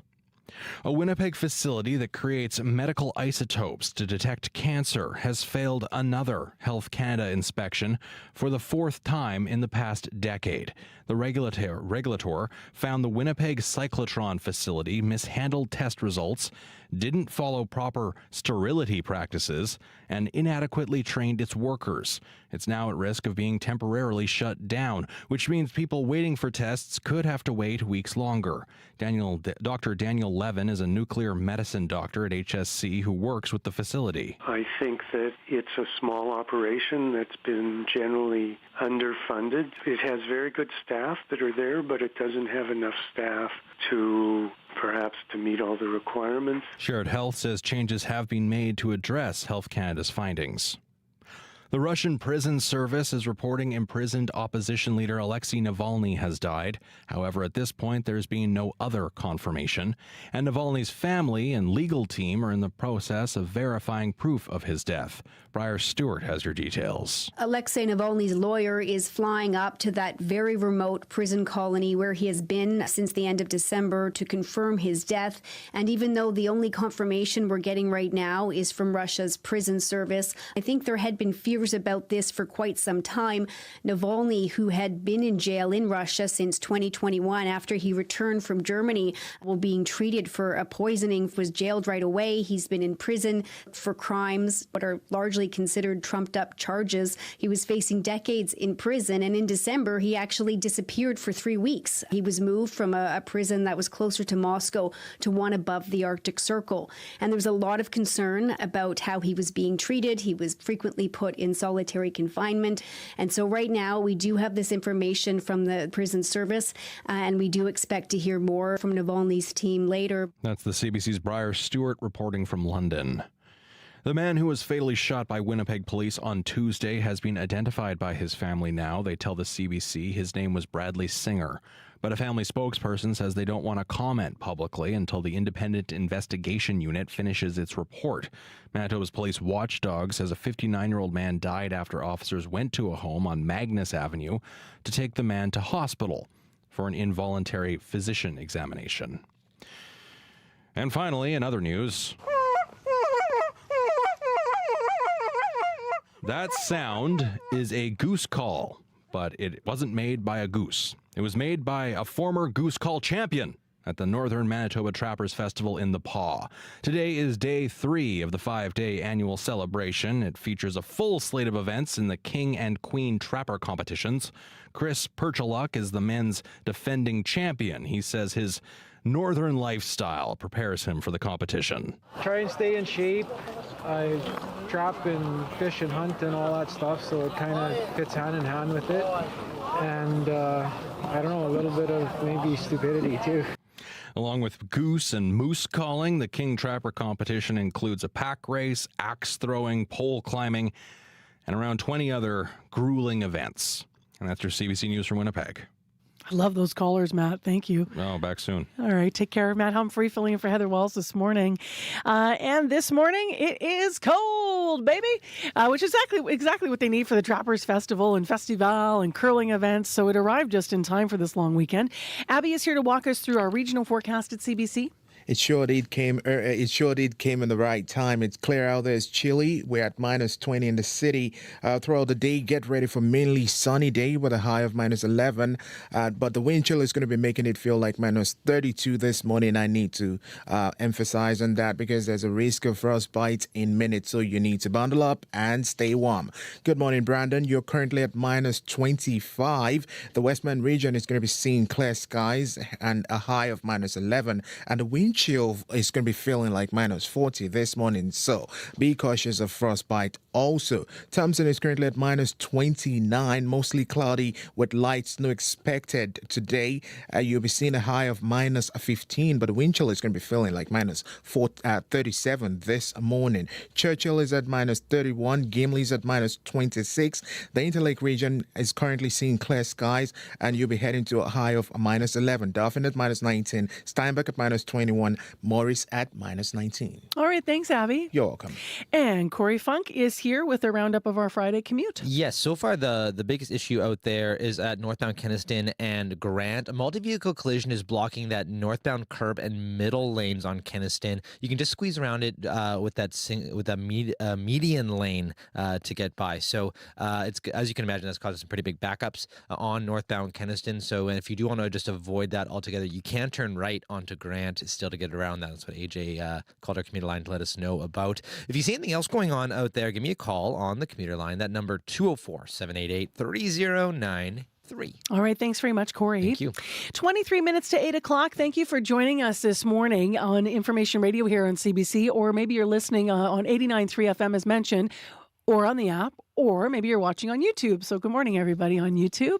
Nice to have you along with us. Hopefully you're staying warm and everything is well in your world. You're bundling up the kids, maybe getting them ready for school. It is, as Abby was saying, sort of a scarf over the face kind of a day. We're returning to that. Well, let's talk about something happening today. Louis Riel Day is coming up, and the University of Manitoba is holding its annual celebration today. Adding extra significance this year, it is the first Louis Riel Day since the introduction of a bill to recognize him officially as Manitoba's honorary first premier. Joining me to help tee up the festivities via Zoom is Angie Bruce. She recently started her term at the University of Manitoba as its new Vice President, Indigenous. And I believe we may be having some challenges. Now I'm just learning we are having some problems. I'm going to try. Angie, are you with us? No, we're having some problems with backups here. So we'll move on from that. While we wait, Abby, do we have the music? All right, so we're going to go to this for a few minutes. In a moment, we're going to hear more about the celebrations today at U of M. But what I can tell you is part of what they're going to be doing is having live music that's going to be part of the performances this afternoon. So you asked me asking our technician, Abby Adeyemi, if he had the music teed up. And we do have the music teed up. So this is a little bit of Lionel Cecile Desjardins and Jason Lupine. They're going to be performing today as part of these celebrations. This performance we pulled as they were on the Le Riel Métis Fiddle Reel from the St. Boniface Museum in Winnipeg. This was right after a ceremony to commemorate the 138th anniversary of Louis Riel's death, so paying tribute to his enduring legacy in Canadian history. So before we turn our attention to our guest, let's lean in and listen to the fiddle a little.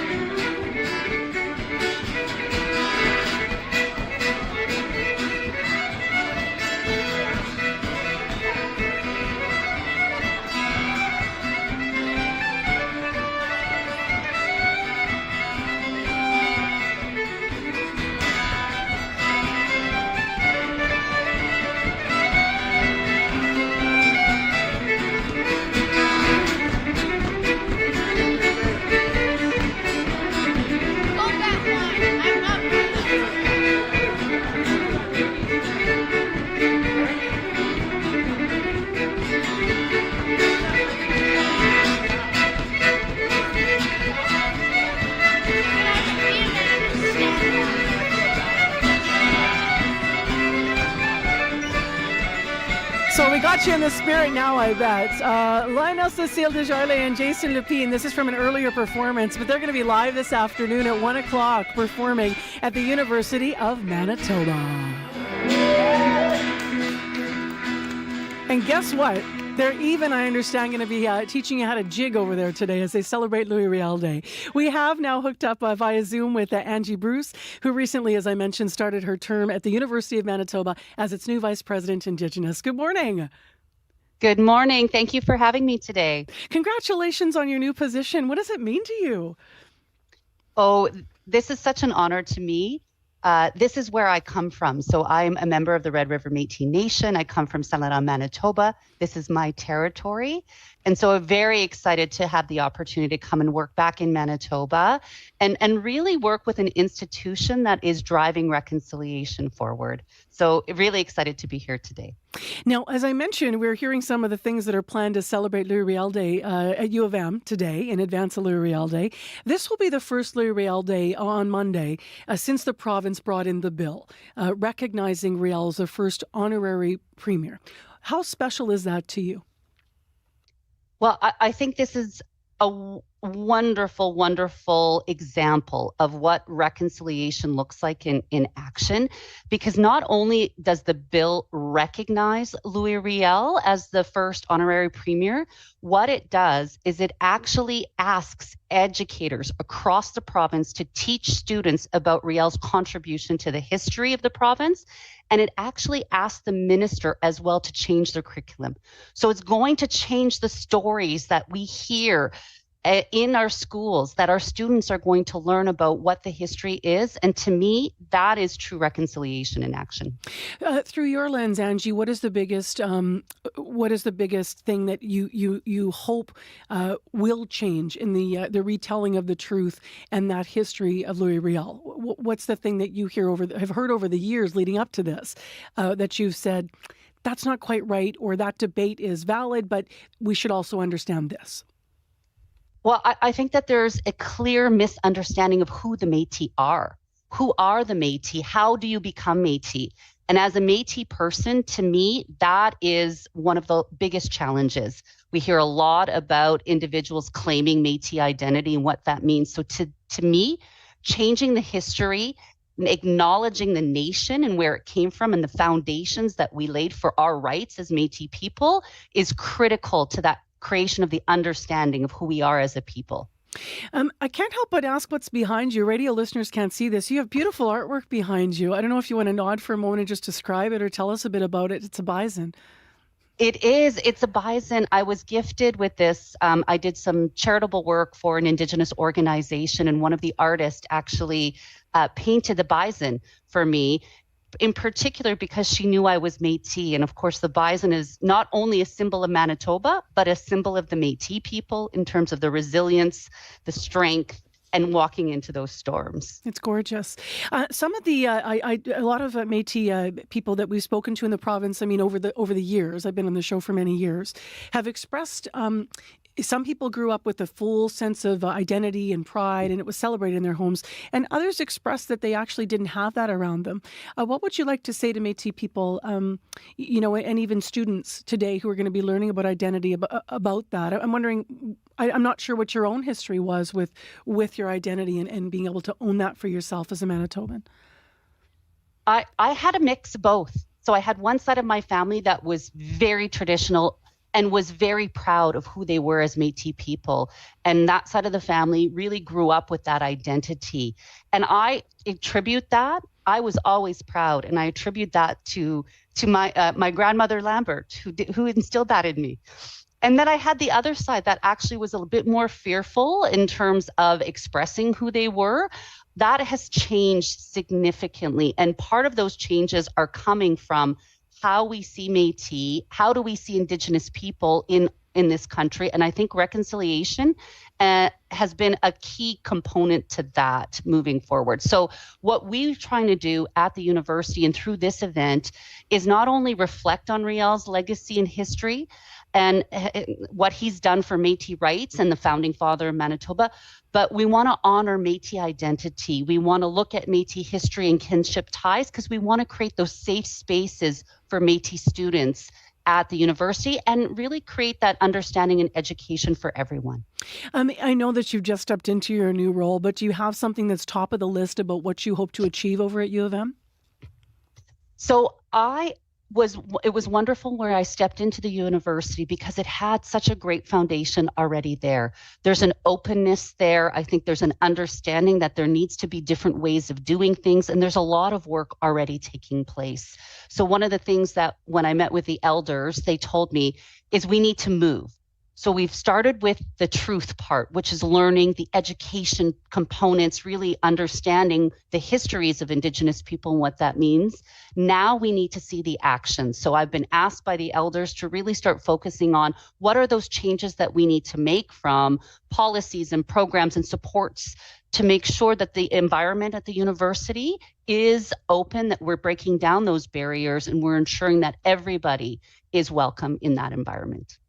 So I want to end back where we started with the event today, the special event to for honor Louis Riel Day at U of M.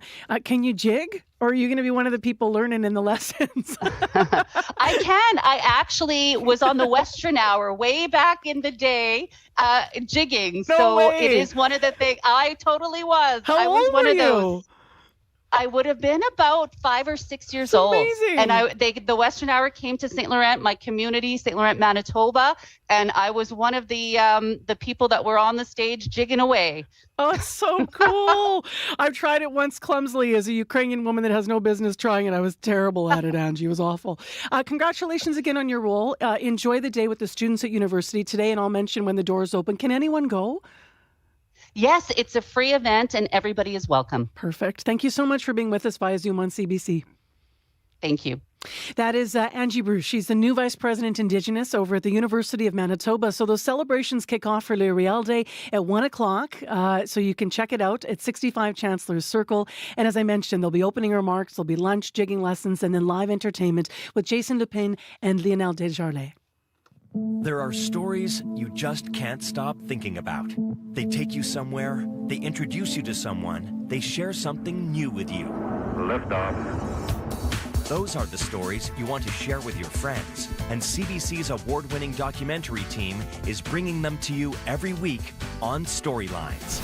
Storylines, new this season on CBC Radio 1 and always on demand on the CBC Listen app. 12 minutes to 8 o'clock now. I'm Marcy Marcusa and you are with CBC. Well, we return to a series we've been covering on the program about youth violence. It was prompted after the stabbing death of a 14-year-old girl allegedly by a then 17-year-old youth. And we've been exploring the rise in youth violence in our city. We've had a social scientist, a law professor, a sociologist on. Today, though, we're hearing from the kids. CBC's Wendy Parker visited the Magnus Elias and Recreation Center's drop-in programs in Winnipeg's West End. They run programs for kids, teens, and an overnight safe space. And Wendy met two teenage girls there who were calling Nadine and Paula to protect their identities. One is 16 years old, Nadine. Paula is 14 years old. Here's part of the conversation and a warning: there is some strong language. What brought you here today? The food.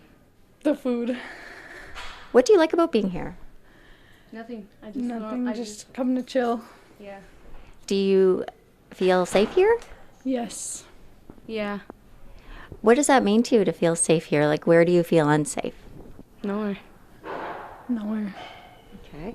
And what about at school? Like, do you feel safe at school? Yeah. Yeah. Sometimes. Sometimes. When do you not feel safe at school? When there's people that don't like you there. And what do they do? They say a lot of things. And people that want to fight you and they don't like you, like, for no reason. Some haters.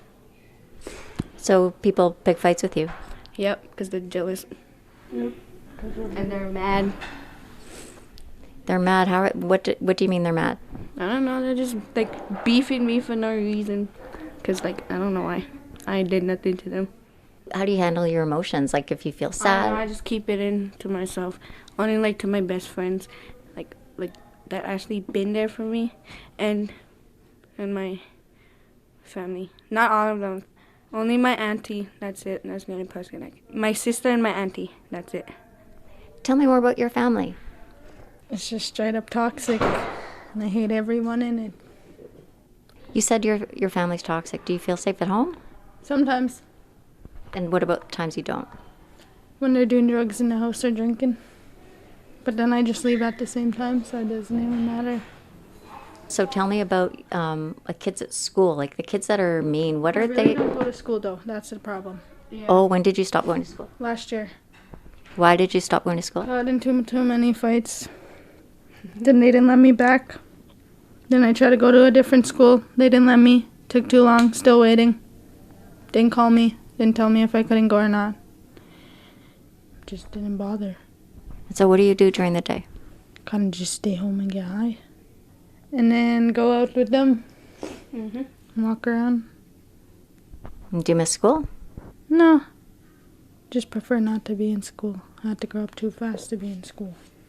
What do you mean you had to grow up too fast? I had to learn to take care of myself at the age of 12, man. I had to act 16 when I was 12. Why? What do you mean? Because I was around a lot of fucked up people. I was around people that did drugs all the time. A lot of people that were murdering people. Like, life was fucked up. That's all I gotta say. But do you feel safe at home? Yeah, in my room. By myself. But how hard is that for you? It can get hard sometimes after a couple days, but then I just leave and go outside, get that fresh air, come back in and do the same thing. So you don't see yourself trying to get back to school? Nope. What about your family? Do they want you back at school? Yeah. My dad keeps asking, so. When did you leave school? Last year in December. Tell me about the fights you're getting into. I don't know, I fought 4 girls. I got charged for 2 of them. They ended up in the hospital. They charged us. We were charged for like 2 months, and then they finally dropped the charges when the court date came up. So I didn't bother going back to school. They told you couldn't come back? Yeah, because they were still going to that school at the same time. And the school I tried to go to, those other 2 girls were there, so... What happened that day when you got in that fight? A lot of shit. I don't know, it was going to this program like this. And there was a lot of people just like this. I don't know, these girls just kept staring at us, giving us dirty looks and bumping into us, so... Me and my friends got together and then we kind of just fucked their shit up. Tell me about that anger. Like, explain to me why them staring at you made you so angry and you wanted to lash out. Honestly, I don't know, I just felt the nerve, like... I felt shaky at first, and then my hands started sweating, and then... I don't know, I got shaky, and then I just hyped myself up, and then I went up to them, and then that's when it all happened. I really don't know how to explain it. It just happened so fast. What do you worry about? Probably just because I know that people hate me out there that I don't know of, and they just come up out of nowhere. I know I got a lot of ups out there, so I don't like meeting new people. I don't know. I'm really sorry to hear that. I got kicked out of school. What happened? The same thing. I fought too many girls. But like, I jumped one of them like 3 times, and then I beat her up one-on-one. What do you do all day? I don't know, chill out with my friends. I'll go to my boyfriend's, or I don't know. Walk around. And how does your family feel about you not being in school? I don't know. They want me to go back to school, but I don't want to, because, like, there's a lot of people out there that don't like me. And are you worried you'll act out again? Yep. So when do you feel unsafe? When they're by yourself. Yeah. Or when I have no strap. What do you mean? A machete or, like, a chop. Or a can of bear mace. Yeah. So what weapons do you carry? A long knife, a big-ass chop. What's a chop? It's a big knife, like a kitchen knife basically, but just like bigger, like longer and sharper, and yeah, just does a lot more damage. What other weapons? A can of bear mace, machete, and pocket knife. You could have either or. And people you're with have these weapons too? Yep. Mhm. So you feel safer with weapons? Yes. Do you worry somebody could use it against you though? No. Because I know how to use it. Yeah. You gotta know how to use it if you're gonna hold it. Can't just be holding something you don't know how to use. Where did you learn how to use it? My whole life growing up and stuff. Yeah. People have been using it around me for years, so I know how to use them, and I know how to make them, I know how to use them. Do you seen people, like, who do you see using them? Anywhere you go, everywhere. And so now you've learned that's how you defend yourself. Yep, it's been like that for years though, and you have to learn how to fight. Yep. You gotta learn how to watch your surroundings, you gotta learn how to do a lot of things. Because I came from a res in 2015. That was probably the worst mistake I ever made. Why do you say that? Because now I deal with a lot of trauma and shit. And I just act way older than how old I am now today. Like, I don't act my age. And how does that make you feel? Horrible. Because I gotta watch my back every second. Gotta watch everyone around me. I gotta know who's there around me. And why do you say you've grown up way faster than you should have? Because in the res, I actually get to be a kid and do what I want. But there's a lot of fucked up people, yo. I can't be a kid.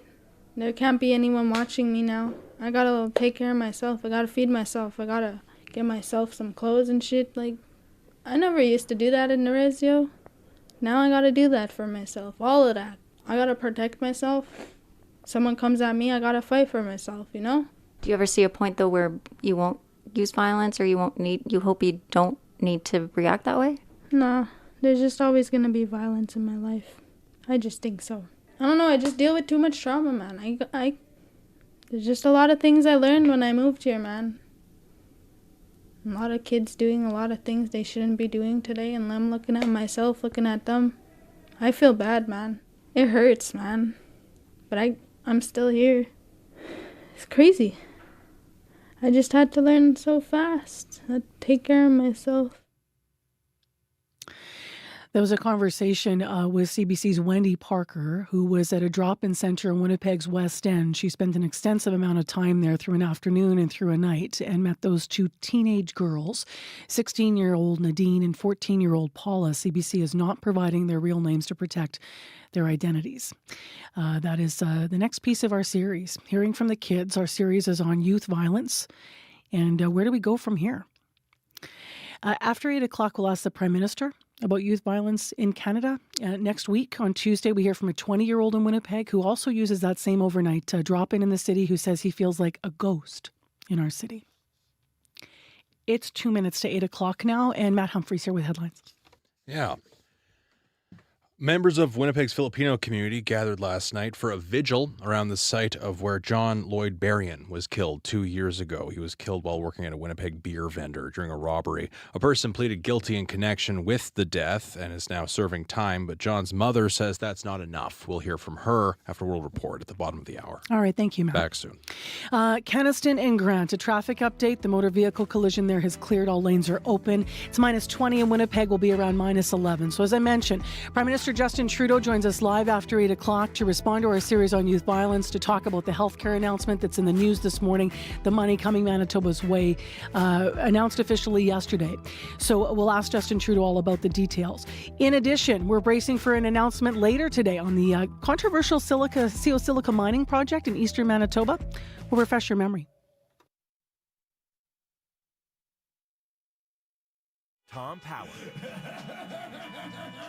You might know him from movies like Superbad, but Seth Rogen has taken his love of pottery to the next level as executive producer for the Great Canadian Pottery Throwdown. Seth will tell you what pottery has meant to him since he started making ashtrays a few years ago. That's coming up on Q, followed by Commotion with Elamine Abdelmahmoud on CBC Radio 1, the CBC Listen app, and everywhere you get your podcasts. The CBC News is next. Coming up in half an hour, it's The Current with Matt Galloway. It's been a decade since the world first saw a lab-grown burger. Billions of dollars have been poured into startups since then, but cultivated meat hasn't exactly become part of our regular diet. A look at whether it ever will, coming up on The Current. This is World Report. Good morning. I'm Helen Mann. On the streets of Moscow, people are reacting to reports Alexei Navalny has died in jail. Вообще, да, ожидаемо, наверное. Ну, потому что по новостям вообще передавали. This man says he is not surprised Vladimir Putin's biggest critic has died given the conditions he was being kept in. There's long been concern for Navalny's safety, but his supporters are still holding out hope that the report is not true. The CBC's Briar Stewart is watching developments in London. Briar, what do we know so far? Well, we know that this information has just come from the prison service. They say that he was out for a walk. He felt unwell and lost consciousness almost immediately, and that efforts to resuscitate him were not successful. Now, the investigative committee in Russia has launched a probe, but Navalny's supporters and his lawyer have not confirmed the information yet. A member of his legal team is on his way to this remote penal colony north of the Arctic Circle. That is where Navalny was transferred in December. Now, Navalny was just in court yesterday. He appeared thin on camera, but otherwise he looked pretty well. He was joking even with the judge, saying that the judge should use some of his large judicial salary to give Navalny money because he was running out of funds in prison.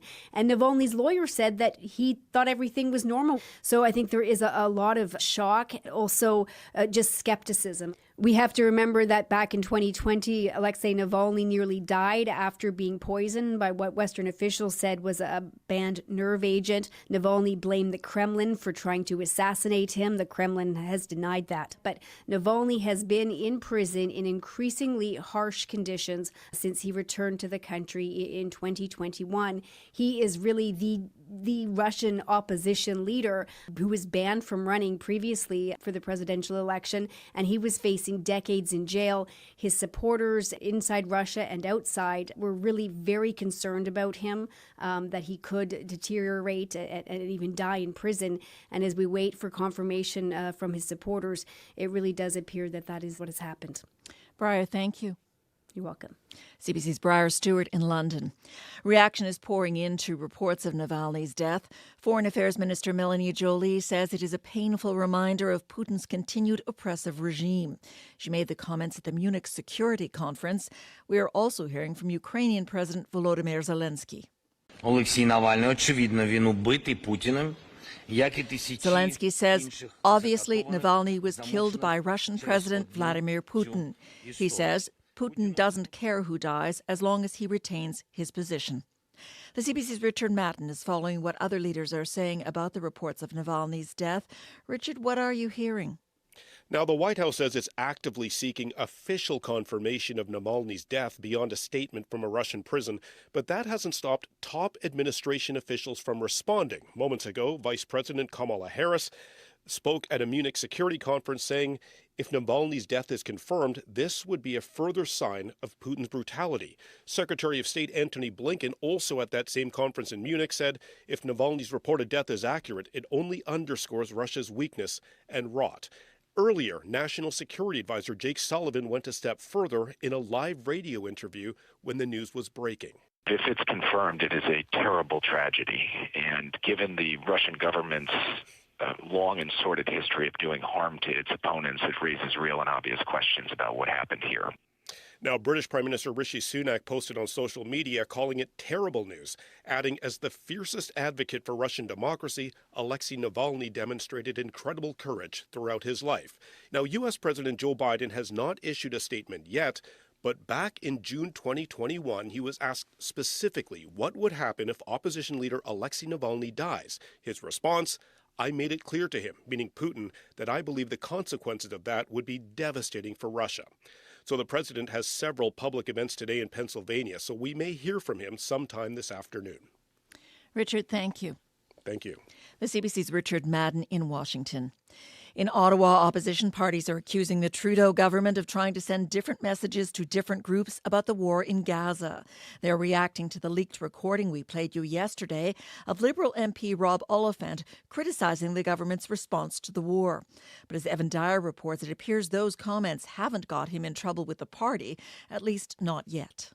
Well, it's another example of how Justin Trudeau is a two-faced phony on the Middle East, just like everything else. Official opposition leader Pierre Poilievre said the Oliphant attempt showed a government trying to be on both sides of an issue. So that he thinks that every group will support his government because he says the opposite thing depending on who he's talking to. The New Democrats' foreign affairs critic Heather McPherson had a similar take. I mean, it feels very much to me like a very liberal thing to say one thing publicly and to say a different thing privately. But PM Justin Trudeau said Oliphant's criticisms were all part of healthy debate. The kinds of conversations that go on within our party are not always easy, but they reflect that diversity of conversations happening across the country. Oliphant appeared likely to keep his job as parliamentary secretary, for the time being at least, if only because removing him would upset a delicate equilibrium in the party between those who want a ceasefire and the refunding of UNRWA and those who don't. But the Liberal minority government depends on the support of the New Democrats. And NDP foreign affairs critic Heather McPherson said yesterday that the Gaza war could yet become a make-or-break issue for that support to continue. At some point, we all need to be able to say that we did everything we could to stop what is a potential genocide. And I have to be very clear. What is happening right now in Gaza is not making life safer or better for Israelis or Palestinians. UNICEF has warned that thousands of children in Gaza are at imminent risk of starvation and that aid agencies are only able to feed a small fraction of those in need. Evan Dyer, CBC News, Ottawa. London, Ontario's police service is facing criticism.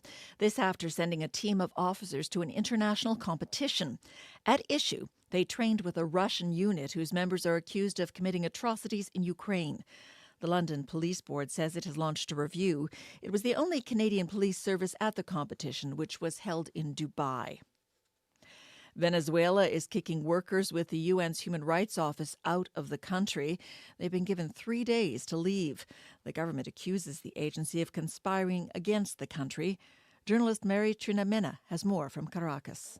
Venezuela's Foreign Affairs Minister Ivan Gil says the UN has developed an improper role in the country, becoming the private office of coup and terrorist groups. Prominent Venezuelan lawyer and human rights activist Rocio San Miguel is accused of being linked to a plot to kill President Nicolás Maduro. The UN's Human Rights Office expressed concern for San Miguel, saying these events appears to be part of a coordinated plan to silence critical voices. When it opened in 2019, it was heavily critical of the police and military's handling of protests that left hundreds of Venezuelans dead and thousands detained. Now it says they regret the decision and are evaluating the next steps. There is no official statement on the matter. Venezuela says it will review the cooperation agreement signed with the UN in the next 30 days. Mari Trinimena for CBC News, Caracas. And finally, a CBC Marketplace investigation found some food manufacturers are producing different versions of the same snack foods, one with a controversial ingredient for the Canadian market and the other without for Europeans. Rosa Marcatelli reports. Stick that candy in the cart. Marketplace ordered some popular candy from Europe. Skittles, Rainbow Nerds, Nerds Gummy Clusters, and Chocolate M&Ms. Okay, it's here. We compare them to the versions sold in Canada, scouring labels for a controversial additive, titanium dioxide, used to make food look brighter and whiter. Camilla Smaraldi is from the European Food Safety Authority. The organization reviewed titanium dioxide in 2021. What we concluded was that we could not really exclude the possibility that titanium dioxide can damage the DNA material, the genetic material. Europe banned the additive in food after that review. So it's not in the candies we ordered from Europe, but it is in the Canadian versions of the same products. We take that to Canadian parents. Why are they producing on purpose two different sets of products? So to me, it's very disappointing. In the U.S., 5 public health advocacy groups are petitioning the Food and Drug Administration to ban titanium dioxide there. The FDA is reviewing the additive. After doing its own review a couple of years ago, Health Canada says they found no conclusive scientific evidence that titanium dioxide is a concern for human health. Marketplace asked the companies behind the products why they sell different versions of the same snacks. They say their products are safe and comply with government regulations. Rosa Marcatelli, CBC News, Toronto. That is the latest news from World Report. I'm Helen Mann. This is CBC News.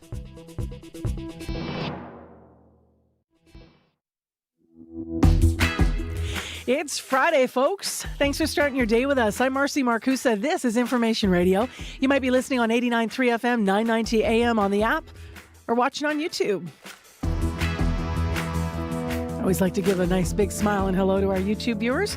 It's cold out there. You're likely bundled up or having to wrap the kids 12 times, especially if they're walking to school this morning. We'll get into the forecast in a moment. The wind chill is really what's making it extremely stingy on exposed skin today. This half hour on the program, we are going to talk live to the Prime Minister of Canada. Justin Trudeau, as you likely know, was in Winnipeg yesterday with an official announcement about healthcare funding. We'll ask him about specifically what he is hoping that funding to be targeted for and how he's going to make sure that happens in the province. We also have questions for him about our youth violence series. If you missed it just before 8, we heard from 2 teen girls about how they see violence as a regular part of their daily lives in Winnipeg.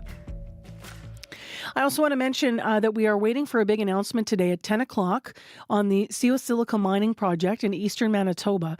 So we will refresh your memory this half hour about what exactly is at stake and why a lot of people in Manitoba are going to be leaning into this announcement and how it could affect their lives. Right now, speaking of news stories, let's get to Matt Humphrey with our headlines. Good morning. We're hearing reaction this morning to the recent healthcare funding agreement between Ottawa and Manitoba. Doctors Manitoba says the hundreds of millions of dollars in funding will go a long way in hiring more doctors, but the organization says we need 445 to get to the acceptable per capita rate in Canada, and the plan for the new money only calls for 400. We'll hear more about that. And this morning, we're following the story of a Winnipeg man who says he hasn't been able to eat solid food for nearly 3 years. Daniel McClellan's jaw is locked completely. It's following a tonsillectomy that went wrong. He's on a wait list for jaw joint replacement surgery that can't be done in Manitoba. He has to go to Ontario. He doesn't have an appointment for his surgery. You'll hear more about his story at 8:30. Thank you very much, Back Matt. soon.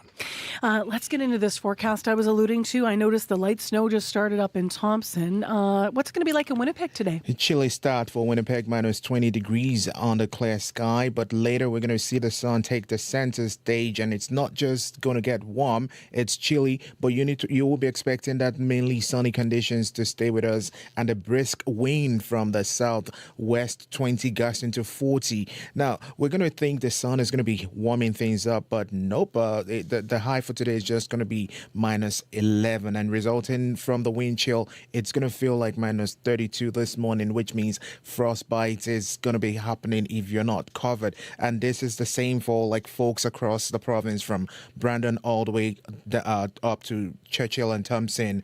It's similar stories. Temperatures are chilly, the wind is biting, frostbite is real. You just have to protect yourself. All right, so bundle up. Bundle up. You should see Corey's face when you're talking about it. You just look so dismayed. I saw him running this morning, and he said his face was I just was thinking about how poorly prepared I was for my run this morning, and my face still hurts from that. So yeah, I bet. So what's going on in the commute? Yeah, so far it's actually been pretty quiet. If you heard me earlier, there was a collision at Kenaston and Grant that has now been cleared. That's northbound Kenaston and Grant. If it is still slow, that's because that queue is maybe potentially still clearing, but it should be smooth sailing otherwise. But if you do see anything else going on out there on the roads, on the highways, the bike lanes, the sidewalks, do bundle up if you are hitting those sidewalks or bike lanes.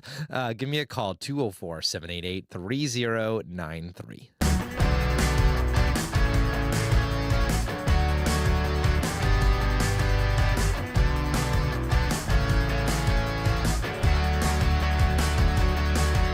Well, it's 8:14, and up first this half hour on CBC, as I mentioned, an Alberta mining company wants to tap into Manitoba's rich deposits of silica.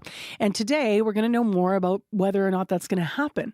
At 10 a.m., Premier Wab Kinew and Environment Minister and Climate Change Minister Tracy Schmidt will hold a press conference in Anola to talk about the project.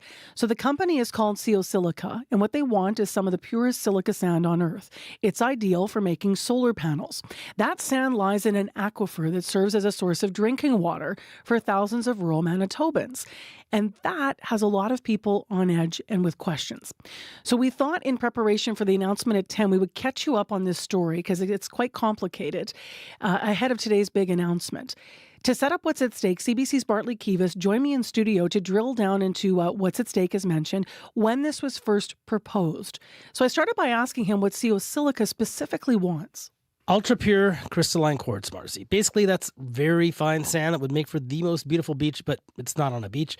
The silica's down below the surface. It's highly desirable because it's 99.85% pure, perfect for making solar panels, high-tech batteries, and maybe even semiconductors and nanotech. Sia Silica is a Calgary company, and they want to mine what they call this critical mineral. Brent Bullen, the company's chief operating officer, explains the demand. Low iron sand is required to produce a low iron panel. That gives a solar panel 12% more efficiency, just because of the sand qualities alone. The sand that we have, it's the elements that are left. So 99.9 is very respectable in purity. It's very high. But it's what you don't have in the sand that matters. So if you don't have boron, you don't have phosphorus, you don't have thorium, you don't have uranium, these are elements that are Achilles' heels in a lot of industries that are required to have high purity quartz for the manufacturing of their product. That drives the value proposition for this sand. And that sand is not easily obtainable around the world. The deposit in Manitoba is probably the largest high purity scalable deposit in the world.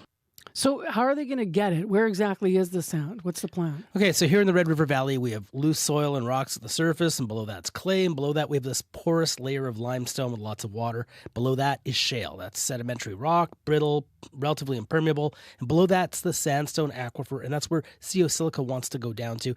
Now, about half an hour east of Winnipeg, this sand sits about 50 meters below the surface. That's close enough to reach by drilling a well, but not so close that taking it out would immediately cause the surface to collapse. Sia Silica wants to drill 16-inch wide wells down into the sandstone layer, pump air into the pipe, and then suck up the sand, pipe it over to a processing facility it wants to build near Vivian in the arm of Springfield, return any water to the ground, and then it's asked the Clean Environment Commission, and that's the provincial environmental regulator, to approve a plan to dig up to 7,200 of these wells over the next 24 years across a big arc of southeastern Manitoba. They drill about 300 of these wells a year, operate each well for 5 to 7 days. Now, all in all, Sia Silica would take up to 33 million tons of sand out of the aquifer. Brent Bullen calls this sustainable mining because the surface doesn't get scarred. He said the economic impact to Manitoba would be in the billions. I just want to repeat the big numbers. The plan, 7,200 of these wells in the next 24 years. Yeah, across an area that stretches from east of Winnipeg to down south, and they also have mining claims south of Winnipeg too. You mentioned them, what does the Clean Environment Commission have to say about this? Okay, well, nobody's done this before, at least not on this scale anywhere on the planet. So the commission sought advice from experts in geology, hydrology, engineering, and some of them raised concerns. 3 consultants for the firm KGS Group wrote a report saying all these wells could punch so many holes in that shale barrier between the two aquifers that the water from the limestone aquifer could mix with the water in the sandstone aquifer. And they wrote, quote, there will certainly be an exchange of groundwaters between the aquifers. There will be an irreversible change where mixing of these two aquifers will occur, unquote. Other engineers note Sia Silica has done some modeling for what would happen to the groundwater, but didn't conduct any large-scale testing, and they aren't factoring in, they say, what could happen if some of the thousands of wells are built improperly or fail. And some experts also expressed concern about a chemical called polyacrylamide leaking out of the processing plant. Charles Boutin, a chemist employed by the commission, wrote, quote, since groundwater is the main source of potable water for thousands of Manitobans, a precautionary approach is important, unquote. So, Bartley, who uses the groundwater we're talking about as drinking water? Well, there are thousands of drinking water wells that reach down into either of these aquifers, and tens of thousands of people rely on it. Bradley Simmons is one of them. He lives in the arm of Springfield, a few kilometers west of the processing plant that Sia Silica wants to build. He has 150 acres of land, most of it rewilding forest. He's opposed to Sia Silica's mining proposal because he's worried about his drinking water. My biggest concern is it's never been tried before. The science has never been tried, and it getting approved for 25 years seems like a long time. And for something that has never been done before, why couldn't we just do a couple years, trial purposes, test the well water, see what happens underneath us, which we just don't know. There's too many unknowns. So that was part of a conversation and obviously a report from Bartley Kives last spring. That was first when the proposed Silica project in the arm of Springfield was developing, and we were hearing about the details. It does set us up for today at 10 o'clock when Premier Wab Kinew and Environment and Climate Change Minister Tracy Schmidt will be holding a press conference in Enola about the project. So for news about the project and all the stories that we've done leading up to this day, please go to our website, cbc.ca/Manitoba. Manitoba. And Bartley will be heading to Enola later today to cover the latest chapter. Your neighborhood, your community, your country, your world, your news that matters, news that belongs to you.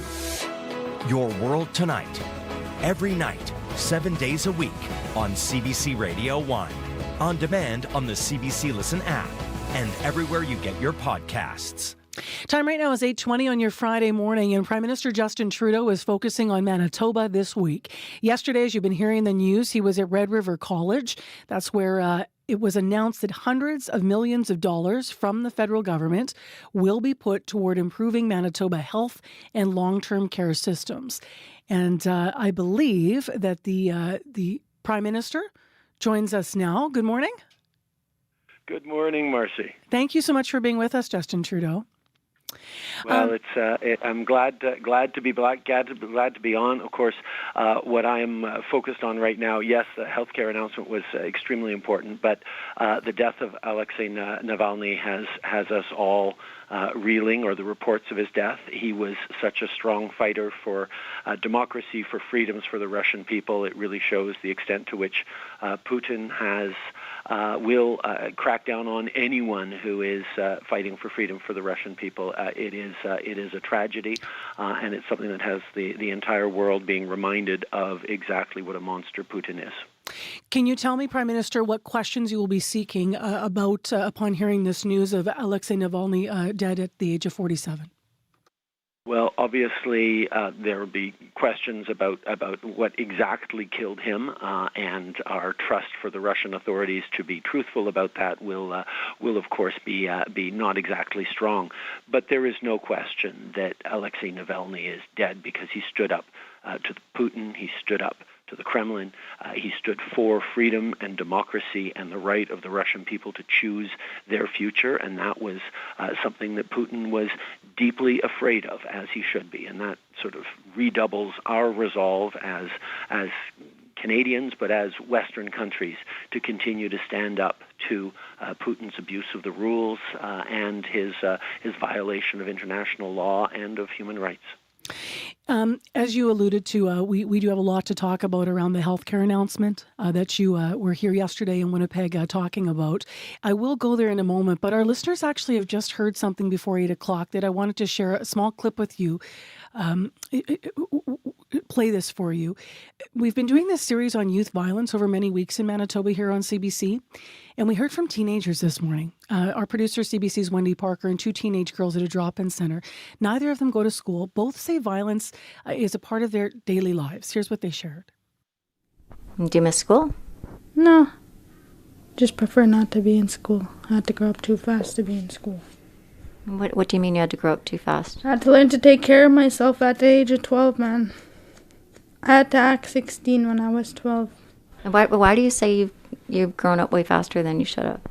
Because in the res I actually get to be a kid and do what I want. But here, I can't be a kid. There can't be anyone watching me now. I gotta take care of myself. I gotta feed myself. I gotta get myself some clothes and shit. Like, I never used to do that in the res, yo. Now I gotta do that for myself. All of that. I gotta protect myself. Someone comes at me, I gotta fight for myself, you know?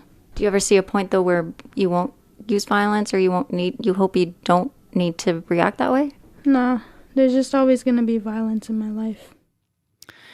Prime Minister, what can you do, your federal government at your federal level, to assist cities and provinces to address escalating youth violence to reach people like the two young girls we just heard from? Well, first of all, no child should ever go through that. Not anywhere in Canada, not anywhere in the world, but especially not here in Canada. And it just shows how much we need to do more. We are failing our kids. We're failing Indigenous kids far too regularly in too many places across this country. There's two things we have to do. Obviously, we have to step up with more prevention. That's why, for example, the federal government has invested about $4.5 million for Winnipeg in the Safer Communities Fund to help fund youth organizations and work with them.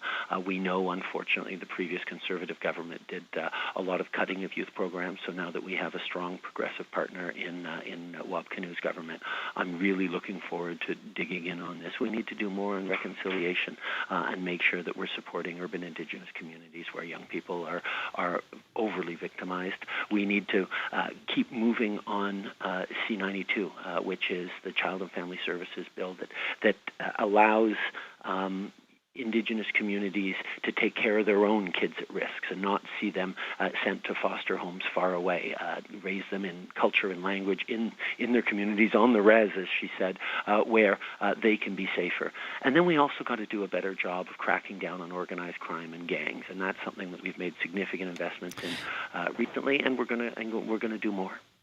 With respect, you've been in government for some time now, where you can look at the past government and say they cut funding, and I respect that as well. But you're not. I meant the Manitoba. Oh, you're talking in Manitoba. Pardon me. Yeah. Manitoba Conservative government. We've been there to invest. We pushed very, very hard on the Manitoba Conservative government to move forward on harm reduction and safe supply to deal with some of the addictions crises. They, of course, were anchored in ideology, and I look forward to working with this government on a data and science-driven approach to actually help people at risk. So if you're saying that the previous government in our province is part of the reason that we lost all those programs that would have helped kids at this stage, why at that stage as a federal government couldn't you have come in and said, no, the kids are too important and got more involved in our system to help kids? Because we did to a limited extent, but unfortunately the federal government can't be the answer every time there is a conservative provincial government that slashes funding to social programs that the provincial government is responsible for. There are choices people have to make about the kind of society, the kind of world we want, and yes, a progressive federal government will be there to do things like investing in childcare, to invest in C-92 to make sure the Child and Family Services are led by Indigenous people leading on reconciliation. But if provincial governments get elected that turn their backs on all those things, there's limited powers for the federal government to react, which is why I am so happy we're now able to work with a strong progressive government that shares Manitobans' vision for a better, more united, and more compassionate society. 8:27 a.m. Prime Minister Justin Trudeau on live with us on CBC's Information Radio. Let's talk about the healthcare announcement.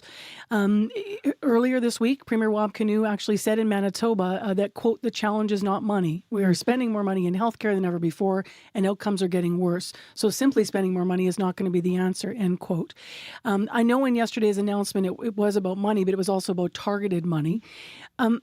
What are you expecting back from the province in order to solve the bigger structural problems that the Premier is, alluding to? Well, the big change we made when we made announcements of $200 billion last year over the next 10 years across the country in healthcare systems is a level of tangible accountability and results to Canadians from provincial health systems on hitting targets and demonstrating that you're right, that the money actually gets used the right way. And that, quite frankly, here in Manitoba, there's a lot of catching up to do. And the provincial government's focus on fixing the healthcare system and starting with the people who work on the front lines in the healthcare system, supporting doctors, nurses, healthcare workers with the conditions and the resources that they need to actually be there to serve Manitobans is the right place to start. And the federal investments of close to $630 million is going to make a difference, with part of that going directly to long-term care and home care and support for seniors who we know are incredibly vulnerable. We're there to be a partner with the government that wants to fix the problems that have gone on for too long in the Manitoba healthcare system. How much flexibility is there? Like, can the money be used for retention and recruitment? Just retention. Let's look at that. Like, could it be used for bonuses to keep existing healthcare workers in the system? we trust the provincial governments to make the right decisions, but we are also verifying by making sure they are transparent on the results of those decisions. We know it's so important to retain healthcare workers. That's a huge part of it, but we know one of the best ways to retain healthcare workers is by improving the conditions of work, making sure they're not having to work double or triple shifts sometimes. They're not having to be stretched thin over too many patients because they can't give the quality of care that they got into healthcare services to be able to give. That's what turns people away as much as anything else. Yes, money and stable salaries is important, but the conditions in the healthcare system is what this new government is having to turn around from the terrible decisions of previous Conservative governments. Folks across this country are able to access universal pharmacare and dental care. You're working in those systems now, but we've heard from a lot of people in Manitoba about the challenges about getting mental health care. I realize there was some money targeted to mental health care yesterday in your announcement. I wonder if your government is willing to fund federal coverage for mental health care at the same level as universal health care coverage. Is it something you're discussing? Well, we know that mental health is health. That's why when we first got elected in 2015, we earmarked about $5 billion for the provinces on mental health care. Not all provinces used it as effectively as we would have liked, which is why when we came forward with these health care deals, we're putting very, very clear metrics and targets so that provinces will show that they are improving delivery of mental health care to citizens. That is absolutely essential. I realize you have to go. We really appreciate your time on CBC. Thank you very much. No, it's always a pleasure to be back with you, Marcy. That is Prime Minister Justin Trudeau. He was in town yesterday for a series of announcements. If you want to read more, please go to our website, cbc.ca/Manitoba. Your news is next. This is CBC News. At 8:31, it's -20, mostly clear over downtown Winnipeg. Good morning, I'm Matt Humphrey. This morning we heard from Prime Minister Justin Trudeau reacting to news the Russian prison service is reporting imprisoned opposition leader Alexei Navalny has died. However, there have been no other confirmations. The Kremlin has commented, but will only say it has no information on a cause of death. Moments ago, Prime Minister Trudeau shared condolences and condemned Russian President Vladimir Putin. Here he is speaking with Marcy on Information Radio. He was such a strong fighter for democracy, for freedoms for the Russian people. It really shows the extent to which Putin will crack down on anyone who is fighting for freedom for the Russian people. It is a tragedy, and it's something that has the entire world being reminded of exactly what a monster Putin is. The 47-year-old Navalny has long been one of Putin's most vocal critics, and in recent months had been serving a 19-year prison sentence in a facility near the Arctic Circle. Family physicians in Manitoba are happy to see federal money hire 400 more doctors. It's part of a more than $600 million plan in funding for healthcare in Manitoba over the next 3 years. Dr. Candice Bradshaw is with Doctors Manitoba. She says the funding won't be enough to fill the 445 physician spots Manitoba needs to get to the acceptable per capita rate in Canada. It's going to be a long process. There's a lot of work to be done. I think 400 physicians will make a huge difference, a huge improvement. But in the long term, we're increasing medical school training and improving pathways for our international trained physicians to get through to us. Bradshaw says her group is watching cautiously to see that the province actually spends the money on hiring new doctors.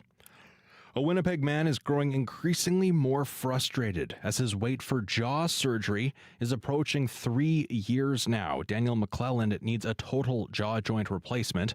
However, the complex procedure cannot be done here in Manitoba. McClelland says his jaw issues date back to 2010 when he had a tonsillectomy. He says surgical aggravation caused a bone growth, which he had removed in 2020, but it came back and caused his jaw to lock completely. He's been on a liquid diet ever since. I can't open my mouth at all or chew. It's a lot of protein shakes, tomato soup, sometimes mushroom soup, yogurt, pudding, applesauce. With a lack of a proper diet, I'm really tired all the time. McClellan was referred by a Winnipeg oral surgeon to a specialist in Mississauga in June of 2021. Shared Health says it cannot comment on individual cases, but did say specialists maintain their own wait lists.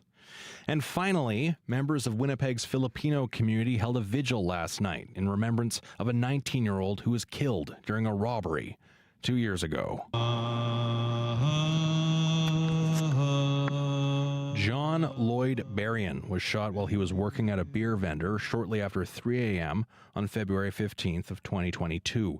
His mother, Maria Berrien, would usually pick him up from work, and she regrets she wasn't there that day. I was in Grande Prairie, Alberta that day, so I was not able to come here and pick him up that morning. I told him that's not a safe place to work. He will always say, I'm okay. A man has been sentenced to 7 years in prison after pleading guilty in connection to the death. Berrien, the mother, says that's not enough for taking a life. Another man is still awaiting trial. And that's your CBC News from Winnipeg. Thanks very much, Matt. Thanks for the morning, Marcy. Well, speaking of thanking people, thanks to our news department this morning, and thank you to all the people who work in our current affairs unit and worked in our unit this week specifically. So the associate producers, Wendy Parker, Corey Funk, Abby Adeyemi, Bruce Layden, Chloe Friesen, Issa Kickson, Nolan Kaler, hosts Nadia Kidwai, Marjorie Dalhouse, and Faith Fundal, as well as more APs, associate producers, Sierra Sanders, Dylan Longhurst, May McKillop, Daniel Friesen, Emily Brass, and Kalkadan Mulugeta. Community reporter Shannalee Vidal in unit, YouTube producers Travis Peterson and Brad Lillies. Nellie Gonzalez is the show producer of the Current Affairs unit overall. Leif Larson is the senior producer of audio. Remember, that is covering your morning show, your noon show, Up to Speed, your weekend morning show, and more. So thank you, everybody, for working so hard. Abby, take it away with this weekend weather. Chilly minus 20 in Winnipeg. Bundle up. The rest of the province saying the same temperature, chilly. And the wind is biting and the frostbite is real. So you just need to protect yourself. Cover up. Cover up. And get out there with the toque on. Maybe we'll see you tonight at 6 o'clock, Winnipeg Rowing Club, 20 Lyndale Drive. We're celebrating the Ironman Curling Bonspiel, CBC a proud sponsor. Or maybe you're going to head out, hey-ho, for the 55th Festival de Voyageurs, which kicks off today. So many things going on. Tomorrow there's Lunar New Year celebrations at Club Regent. Tonight Ron James is over at that venue as well. And I know there's some concerts as well at the convention center. So enjoy your weekend, everyone. Happy Louis Day.